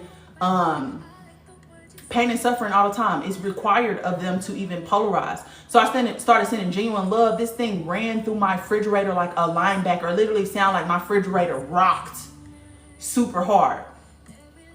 So I've been spiritually attacked by so many different things. I even got spiritually set up when I went to El Salvador. Something attached itself to my friend. We were supposed to go to Belize, and it ended up she wanted to go to El Salvador randomly, like a week before we were supposed to book this. And I'm like, okay, we'll go to El Salvador. El Salvador is a very spiritual place, like Haiti, like Dominican Republic, like a lot of those South or Latin American countries. And somebody tried to steal my light while I was there. He literally said, that's a lot of light. And I said, thank you. And he said, turn around, let me fix it. And I'm like, no, but it felt like somebody was turning me. And then he attached something to my back to siphon my energy. Believe me, I done been through so much spiritually. I'm telling you, I'm true to this, not new to this. I'm in the process of getting out of my own way too. Whew. Yes, I'm telling you. Yes, sometimes we see a demand from the people, but we be in our own way. Yes. I was just telling my friend during our meeting about wanting to do mentorship with you. You should. What are you waiting for, girl? Come on, get up here. Let's dance. More of us are waking up. We definitely need guidance. Yes, everybody is always asking or mentioning my gifts or telling me to stop playing. You develop them. Use them more. Hell, my gifts is how I survive this environment. Many of us are being called to come forth. Yes, time to teach and time to learn. Yes. You always been a mentor. Thank you. You know what's crazy is, like, I was on live one time and somebody said, you know, thank you for being a spiritual leader in our community. And it threw me for a loop because I've never even looked at myself like that. I was like, a spiritual leader? And like, I had said something to like one of my friends or whatever. And she's like, yeah, that's how people see you. And I'm like, I had no again, maybe it's me being just a naive energy in general, but I never even had looked at myself like that before. So I feel like sometimes I just, even the way that I view myself, I don't realize how much influence I have, which is crazy. Can tell you ain't a gatekeeper. You just keep the blueprint, and thank you so much for that. Yes, absolutely. I don't gatekeep nothing. I'm gonna tell y'all all the tricks. You had a spiritual tether on me previously. I chased it. I saw your video about the time and calendars. Yeah, you gotta get in alignment with the energy. I have this interesting perspective on past lives, and I wanted to get your perspective. Could I DM you? Absolutely. You can DM me every time. I'm always looking. Oh damn, I missed. Okay, hold on. How do I join the mentorship program? Go to my TikTok profile. There's a link in my bio that says BigTaj.com. When you click on BigTaj.com, click services in the corner. Let me just show you.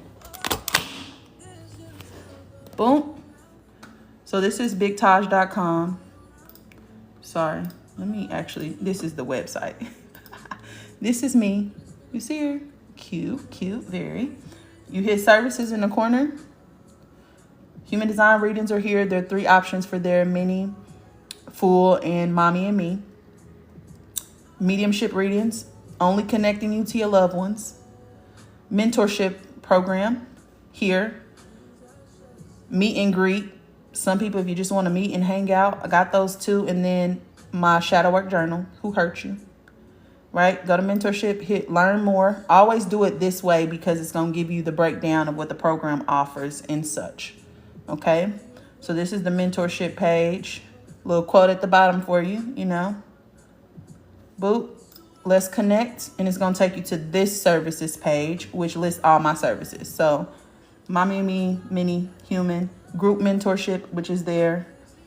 $99 a month. Month to month is $199 a month. If you want to do the 6-month program, you get a month free. It's $1,000. And then mediumship readings. Boom. That's how you get there, boo. What is the real time then? 6 a.m. is what starts your day. There is no time for real. It's just that we found a way to divide up our seasons based off of the energy. We found a way to divide up our days based off the energy. We found a way to divide up our energy centers based on the energy. We found a way to divide up our days based on the energy. And they all come back to this 4 energies, which is spring, summer, winter, and fall. Fall and winter. Sorry. Ooh, I literally just told my friend this happened to me and been hesitant to share my story. Share it, because you know what? I was so reluctant to share what was happening to me on the spiritual side, because I thought people was gonna think I was batshit fucking crazy, and I already be saying insane shit anyway, you know? So I figured people was gonna chew me up. But the moment the videos that I shared about my spiritual experiences are the videos that went the most viral. The video I shared about attachments, that video did 500,000 in a couple days.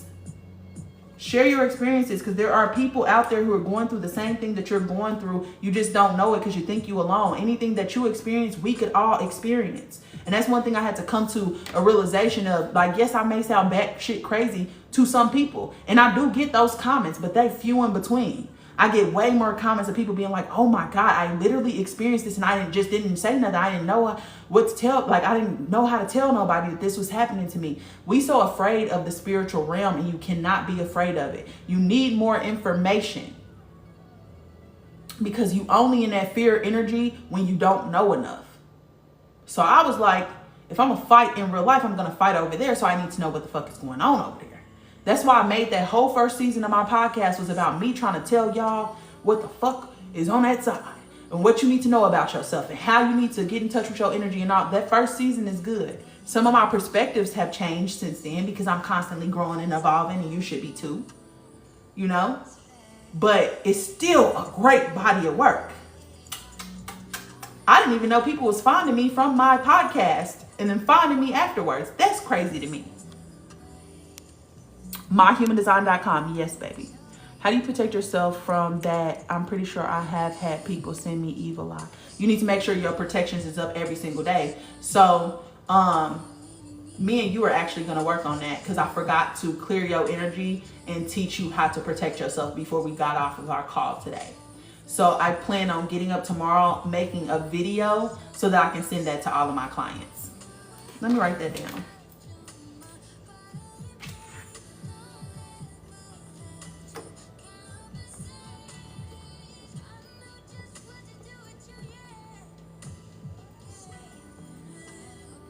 Yeah, I plan on getting up tomorrow and making that video. I also was going to make a video over your energetic profile as well, just so that you could have that somewhere. Because I was going to just send you the document, but then I was like, why don't I just like make a video of her energetic profile so she has something to refer to when it comes to energy. So I'm still, I'm still working out the kinks. We the first, you the very first person I met with.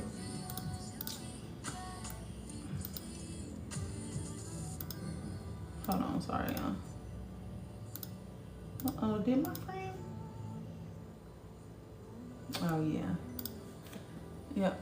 I'm gonna teach you how to protect your energy, friend, though. Because the only time that stuff reaches you is if you haven't done enough shadow work, if you don't have protections up. So we're gonna work on putting protections up, but you still gotta do the shadow work. Because at the beginning, your protections are going to be really flimsy, because your belief in your ability to protect yourself is low. So it took me some time to get my protections as high as they are, as strong as they are, because it took me some time to build confidence in myself. So you just got to keep doing it every single day. That's why I want you to do it twice a day in the beginning, because they're going to be a little flimsy. And we're going to work on that. Like when we do protection and clearing, because at the beginning of every mentorship session, we're going to clear, we're going to shield, and I'm going to check your protections. And I'm kicking in the dough. So you better make sure that they're strong. OMG, didn't know that. I caught someone spiritually attacking me in my dreams once. When she saw me see her, she freaked out. Yeah. What's crazy is that I've had dreams where I'm in like I had a dream happen twice in a row, like 2 nights in a row. And it was like I was in a cafe and I had like this wicker It was like a wicker receipt holder. And it's like you flip it up and it had a receipt. And they was telling me that my bill was like $1,000 or something like that. And I'm calm in that's why you gotta learn how to regulate your emotions as well too, because if your emotions are if you're reactionary in this world, you're reactionary in your dreams too. So, and they can get you in your dreams. In this world, it's a little hard for them to get you. So, you know, they telling me, bringing me this bill, and I'm like, nah, baby, you're gonna have to give me a manager, or y'all gonna have to itemize this bill, because this don't look right to me, right? So the first time that this happened, I woke up as soon as I said that part. The second night, it happened again, and it was like a sequence of 3 dreams, and this was the last dream, and it happened again. And so I was like, nah, baby, go ahead and get your manager. She was trying to get smart with me or whatever, and I was like, I understand that, I'm the customer though, just go get your manager. I said that, and I felt somebody sitting down behind me, and I turned around and I looked at the thing that was sitting down behind me. Sitting down behind me, and I turned around and I looked at the thing that was sitting down behind me. And plug my phone up. It was a woman who sat behind me, and she was looking at me. And I started to turn back around, but something in my soul told me to keep looking at her. So I just stared at her. And then her face morphed. And I said, that's what the fuck I thought. Get the fuck, I don't know who you are and what you thought you was about to do, but it's not happening. And all of a sudden they went from being in front of me. It's like they kind of laughed, but their mouth was like, I don't fucking know. And all of a sudden they was by the door and walking out. And I got up and I was like, y'all better stop playing with me. Y'all better stop playing with me. I will get you up out of here quick. I was like, oh, okay, you're not supposed to be here. Stop messing with me after that. Yeah. Living with the light, I guess spiritual attacks are inevitable. Yes, it is, because they want your light. A lot of these lower energy entities need your energy, right? And the lower energy entities can be your friends. They could be the people that's around you too, because it's the same thing that happens here happens there. They can't get the energy from themselves, so they need to get it from you. That's why they always calling you and they trauma dumping and all of that, because you re-energize them while they deplete you. Those are feeder energy. What are those glass things? Child, some shit I done did that I ain't complete. That's what happens when you got an open head. They're wall plants. So I'm supposed to fill them up. And I'm supposed to plant my thyme, my basil, my stuff that I already have. I have everything that I need to do that. And it's been like that for 5 months. So, child, don't remind me of my shortcomings. Did you ever check out Yaya and God King Indiana? People see you before you do. Yeah, they really hate me. Wow, girl, this is obvious that you are a leader. You know stuff. For sure I do. You are just into sharing that knowledge, and how manipulation is everywhere. You ain't for the labels. I love that. For the days of the week, do you go by it? Like, instead of saying Tuesday, do you say Mercury Day? I don't say the day. It's just that I know what energy is of that day. So I prioritize my schedule around the days. Usually, if I'm going to take clients, I'm going to schedule them on a Wednesday first, because a Wednesday is better for communication. Fridays are good days for me because I'm Venus energy. Jupiter are good days for me to learn.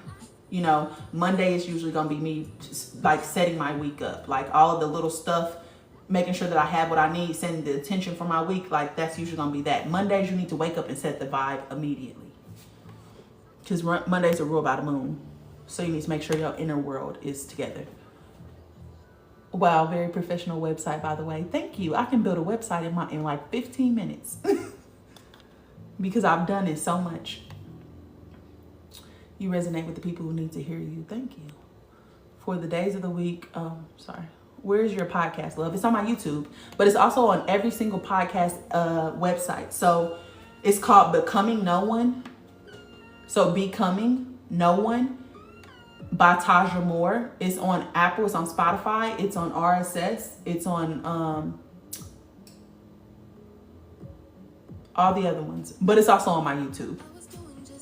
Your podcast is so dope. I always take notes. Thank you. Yeah, I'm building up the courage to speak up. I've been using art in, where did it go? I've been using art in the meantime to express. I love that. Because that's what art is for. It's for you to transform your pain into something beautiful. you know? It's for you to create something beautiful with your pain. I have insomnia. Like, I fight going to sleep. You need to figure out your energy type, because there's a specific way that you're supposed to sleep based on your energy type. Thank you for your podcast. When is season 3, child? I don't know. I do not know, because I hated doing the podcast. Not that I didn't hate it. It just was, it's so long. I think I probably would need to do like 12 weeks instead of 15 weeks to work with my energy, because those last 3 episodes always had me like dying to get them out. Like, literally, I don't want to do it at that time.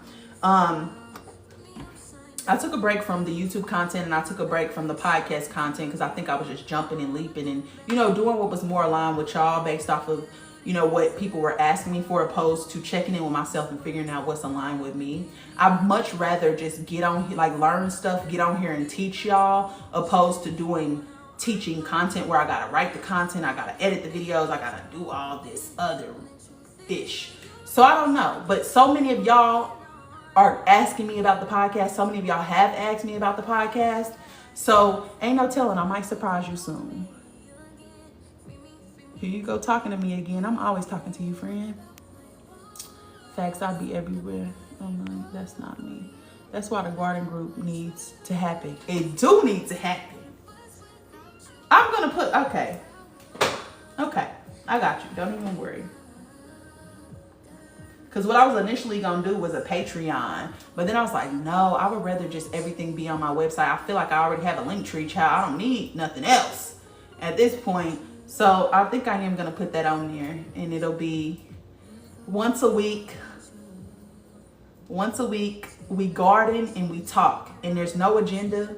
We just have at it. Can dreams hurt you? No.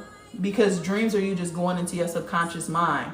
However, if you're not dreaming and you think you're dreaming, but you're actually astral projecting, can you get hurt in that environment? Yes.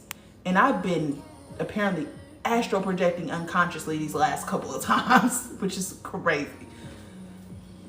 That's how I knew someone was trying something. I had a dream about it and I felt violated inside. Yeah. Oh, you talking about that video? Yeah, that's happened a couple times to me. If you ever in that situation and you're having schmecks on the other side or something like that is happening, don't let nobody spit nothing in your mouth. I just want to say that because you need to know that for a specific reason. Okay? Okay, I'm Mars and Pluto. Mars and Pluto. What you mean by that? Yaya World 7 and God King Indiana make note, check out their content. Them two and you are why I come on. Oh no, I ain't never seen them. God King Indiana, Yaya World 7. Oh, I'll just screenshot that. Yeah, no, I don't know who those people are. I'm sure they make great content though. What did you do before this, if you don't mind me asking? Oh, I've lived a million lives. Before I start working for myself, I didn't start working for myself until January. This time, like fully working for myself, not having to work for nobody else, January. Because I didn't really technically start taking my TikTok serious until last March. Not the March that just passed, but the March before that was the first time I started taking TikTok serious, and I think I had a little bit under 50,000 followers. But I was working in casting, which was like Basketball Wives, Real Housewives of Miami, like shows like that, like a big casting company. I'm still friends with that casting company. But I was working in casting, and I was also working for the TV show Botched, which is like that surgery show with all the botched bodies, stuff like that. I was working in clearance, so I was doing legal. And then before that, I was working for a law firm in Calabasas. And before that, I was in Indianapolis. So I was doing Shipt for a while. Shipt is like a grocery delivery service. So when I decided I was moving to LA for 3 months, I did Shipt almost every single day to get me here. And I was making like anywhere between $1,400 to $1,800 a week. So, and it's like Uber, but you ain't gotta talk to nobody. You literally go into the grocery store. Some of them are just pickups. So you can pick up that order, drop it off, or some of them you actually have to shop. But if you plan accordingly, like you can do multiple orders at one time if you get a bunch of small orders, which is something I was doing. Child, I freak the system. One thing about me is I'm gonna find an unconventional way to make money.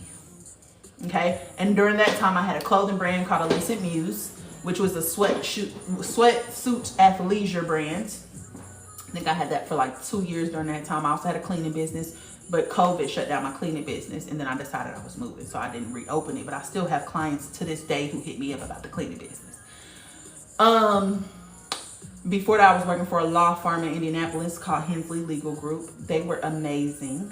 I worked for them, and then I also worked for a local Geico office, but he did not like as much as I knew, because he had came from a big office in New Jersey, and he was opening up his own Geico office after working there for 25 years, but he never worked in corporate. I did. So, and I was a manager in corporate. So he didn't know as much as me. He hated that. He hated that. And then I found out he had like buddy with all the dudes in the office, and he was paying me significantly less than them. And they ended up telling me, and I was more qualified than everybody in the building. And so I quit. Before that, I was in Orlando working at a Geico. Worst job I've ever fucking had in my life. Then before that, I worked with Eli Lilly and Company, which is pharmaceutical sales. That's where I got to that bag very young. I did. Working pharmaceutical sales, but on a conscious level, I hated it, because you mean to tell me you about to give these kids this drug that about to cause them liver problems, suicidal ideations, and all this shit? Y'all are terrible people, when there are herbs that exist that could help them and not cause any other problems. So I worked for Eli Lilly and Company. And then before Eli Lilly, I worked for Geico Corporate, which is the one where the lady was stalking me because she's fucking batshit crazy racist lady. And then before that, I worked for Geico Corporate in Indianapolis. So I transferred offices. And that was my first job out of college. But I've had 717 was my first clothing business. I launched it in 2015. It was like going out clothes, because I was young, I was cute, body was tea. I had all the girls in Orlando coming to me for their little outfits. I was getting posts by like Christina Milian, and like celebrities and stuff like that was buying for me. And like had orders overseas. Like everybody who supported me in that business was nobody who was my friend. Nobody I knew, really. Everybody I knew didn't even know I was doing it, because I literally took a year to plan it out and figure out what I needed to do, what licenses I needed to get, learn everything I needed to learn about everything. And I took a whole year, and I did not tell anybody, because I didn't want nobody pushing their fears onto me. Then I launched the business, and the business did well. And it was so many people like, you're gonna go into fashion, you're gonna do this, you're gonna do that. Yeah, and I did that, period. And then when I went back to Indianapolis, of course, I'm not in Florida no more. So all I sold was like dresses and skirts and jumpsuits and stuff like that. When you got winter in Indianapolis. So I was like, okay, well, I can't do that same thing. So I had a friend who I had helped her with her accessory business, but she was doing it by her. She was doing fucking phenomenal. Like, I was proud of her. But it had become a little slow for her too. So I asked her, you want to do something that's more like our style. We both Tauruses. Like, she was helping me with the cleaning business too. And we did Illicit Muse. Thorough Sweep was my cleaning business. Got all my clients off of Thumbtack, which is like this site that you pay for quotes. I had so many clients. Like, it's the money in that, but that's hard labor though. That's hard labor. I'm telling you. I literally walked into this lady house one time, and it was so nasty I couldn't even touch the walls. That's the only client I ever turned away in my life. I said, girl, I don't know what the fuck you was in here doing. Like, the dogs had tore up the carpet. Like, it was beads in it. Like you could tell they had not ever cleaned that house in 25 years. To the point where I knew it was something, because when I walked in there, she's like, okay, well, me and my mom are gonna leave. So, whatever. They left. I walked into that house, and I said, cobweb, like huge cobwebs, where it's like, what kind of spider is that? Like, it was insane. I was literally itching the whole time. My brother was helping me that day. He looked at me and he was like, he was like, you know how somebody just irritated? He was like spraying everything with bleach. He's spraying the windows with bleach. Like, he literally just like was tripping out like Taja. And then he looked at me. The carpet cleaning people came and they was like, yeah, no, I'm not doing this. And I was like, okay, cool, because I don't want to do this either. My brother is over here having a temper tantrum and he about to burn the whole house down. He about to just burn the whole house down and be done with it. So I had to, good night, love. I'm about to hop off here too, because I told y'all I was giving y'all an hour. I was giving y'all 30 minutes and it's an hour later. I know the knowledge you be sharing. Do you think there's 3 versions living in you? No. I have an easy flow to my energy, meaning that I only have one energy flowing through me, but some people do have triple energy, meaning like somebody's human design I did the other day, they had 3 energies, which means they have 3 voices communicating with them, and I only have one. Because I only have one center that's highlighted. Anyways, which is crazy in itself, because that means I'm open everywhere. Oh no, Ella, my dream was about a waiter siphoning my energy, but I've had those dreams before too. Yeah, don't let them get you. Have you read The Voice of Knowledge? What are some of your top book recommendations? I've not read The Voice of Knowledge. I have a lot of book recommendations on my account. Off the back, Becoming Supernatural, Seed of the Soul by Gary Zukav. What's this damn book called? I know I give y'all the same ones, but these is where I'm at. Astral Plane is Scenery, Inhabitants, and Phenomenon by C.W. Leadbeater. Women Who Run with Wolves by Clarissa Pinkola. Penny Pierce, Frequency. Ooh, I ain't heard this in a minute. That's all I got for you right now. Do you feel the spiritual energy in LA? I've heard the energy there is so heavy and negative. Yes, it is heavy. It is negative, but it also is inspiration and ambitious energy here as well. Inspired energy, creative energy. It's not all bad. I think in certain areas you can feel the heaviness of the energy, but in a lot of other places, like the regular places where the regulars hold out, it's very artistic. It's very ambitious. Everybody is like trying to pave their way. So if you're an entrepreneur or anything like that, I highly fucking suggest it. If that's why I'm getting out of the healthcare field, yeah, I gotta go. We need a book library. Right, multifaceted. Thank you. Yeah, so I've been 1,000 people, y'all. And I'm serious when I tell y'all that. I've done so much to get me here. And that's why people be like, so it's basically another Atlanta, basically. I think Atlanta is the black LA. I say that all the time. It's the same type of vibe. Atlanta's a little bit spookier though. No, because LA got its hoods too.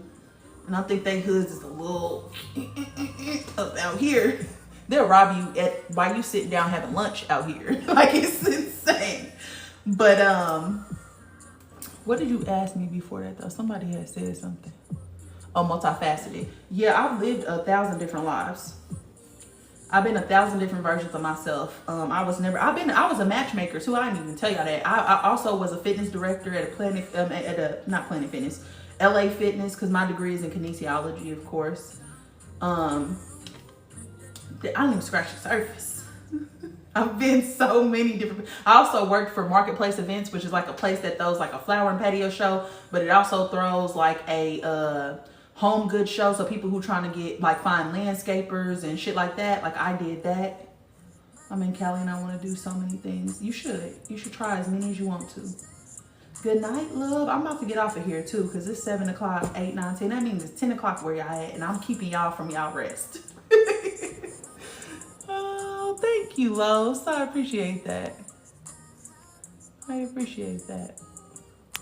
But yeah, I'm about to go, y'all, because I said 30 minutes and I gave y'all an hour because I love y'all deep and y'all know that. So I'll probably, maybe I'll be on here tomorrow. If not, I'll probably be on here Friday. It'll probably be Friday. Bye, Haja. I'm actually going to send you something tomorrow. Good night, Jazz. I love y'all. I'll see y'all later, okay? And I'll put this on YouTube. Okay? I just popped in. Oh, I'm sorry. I'm going to put this on YouTube, though. You'll see it.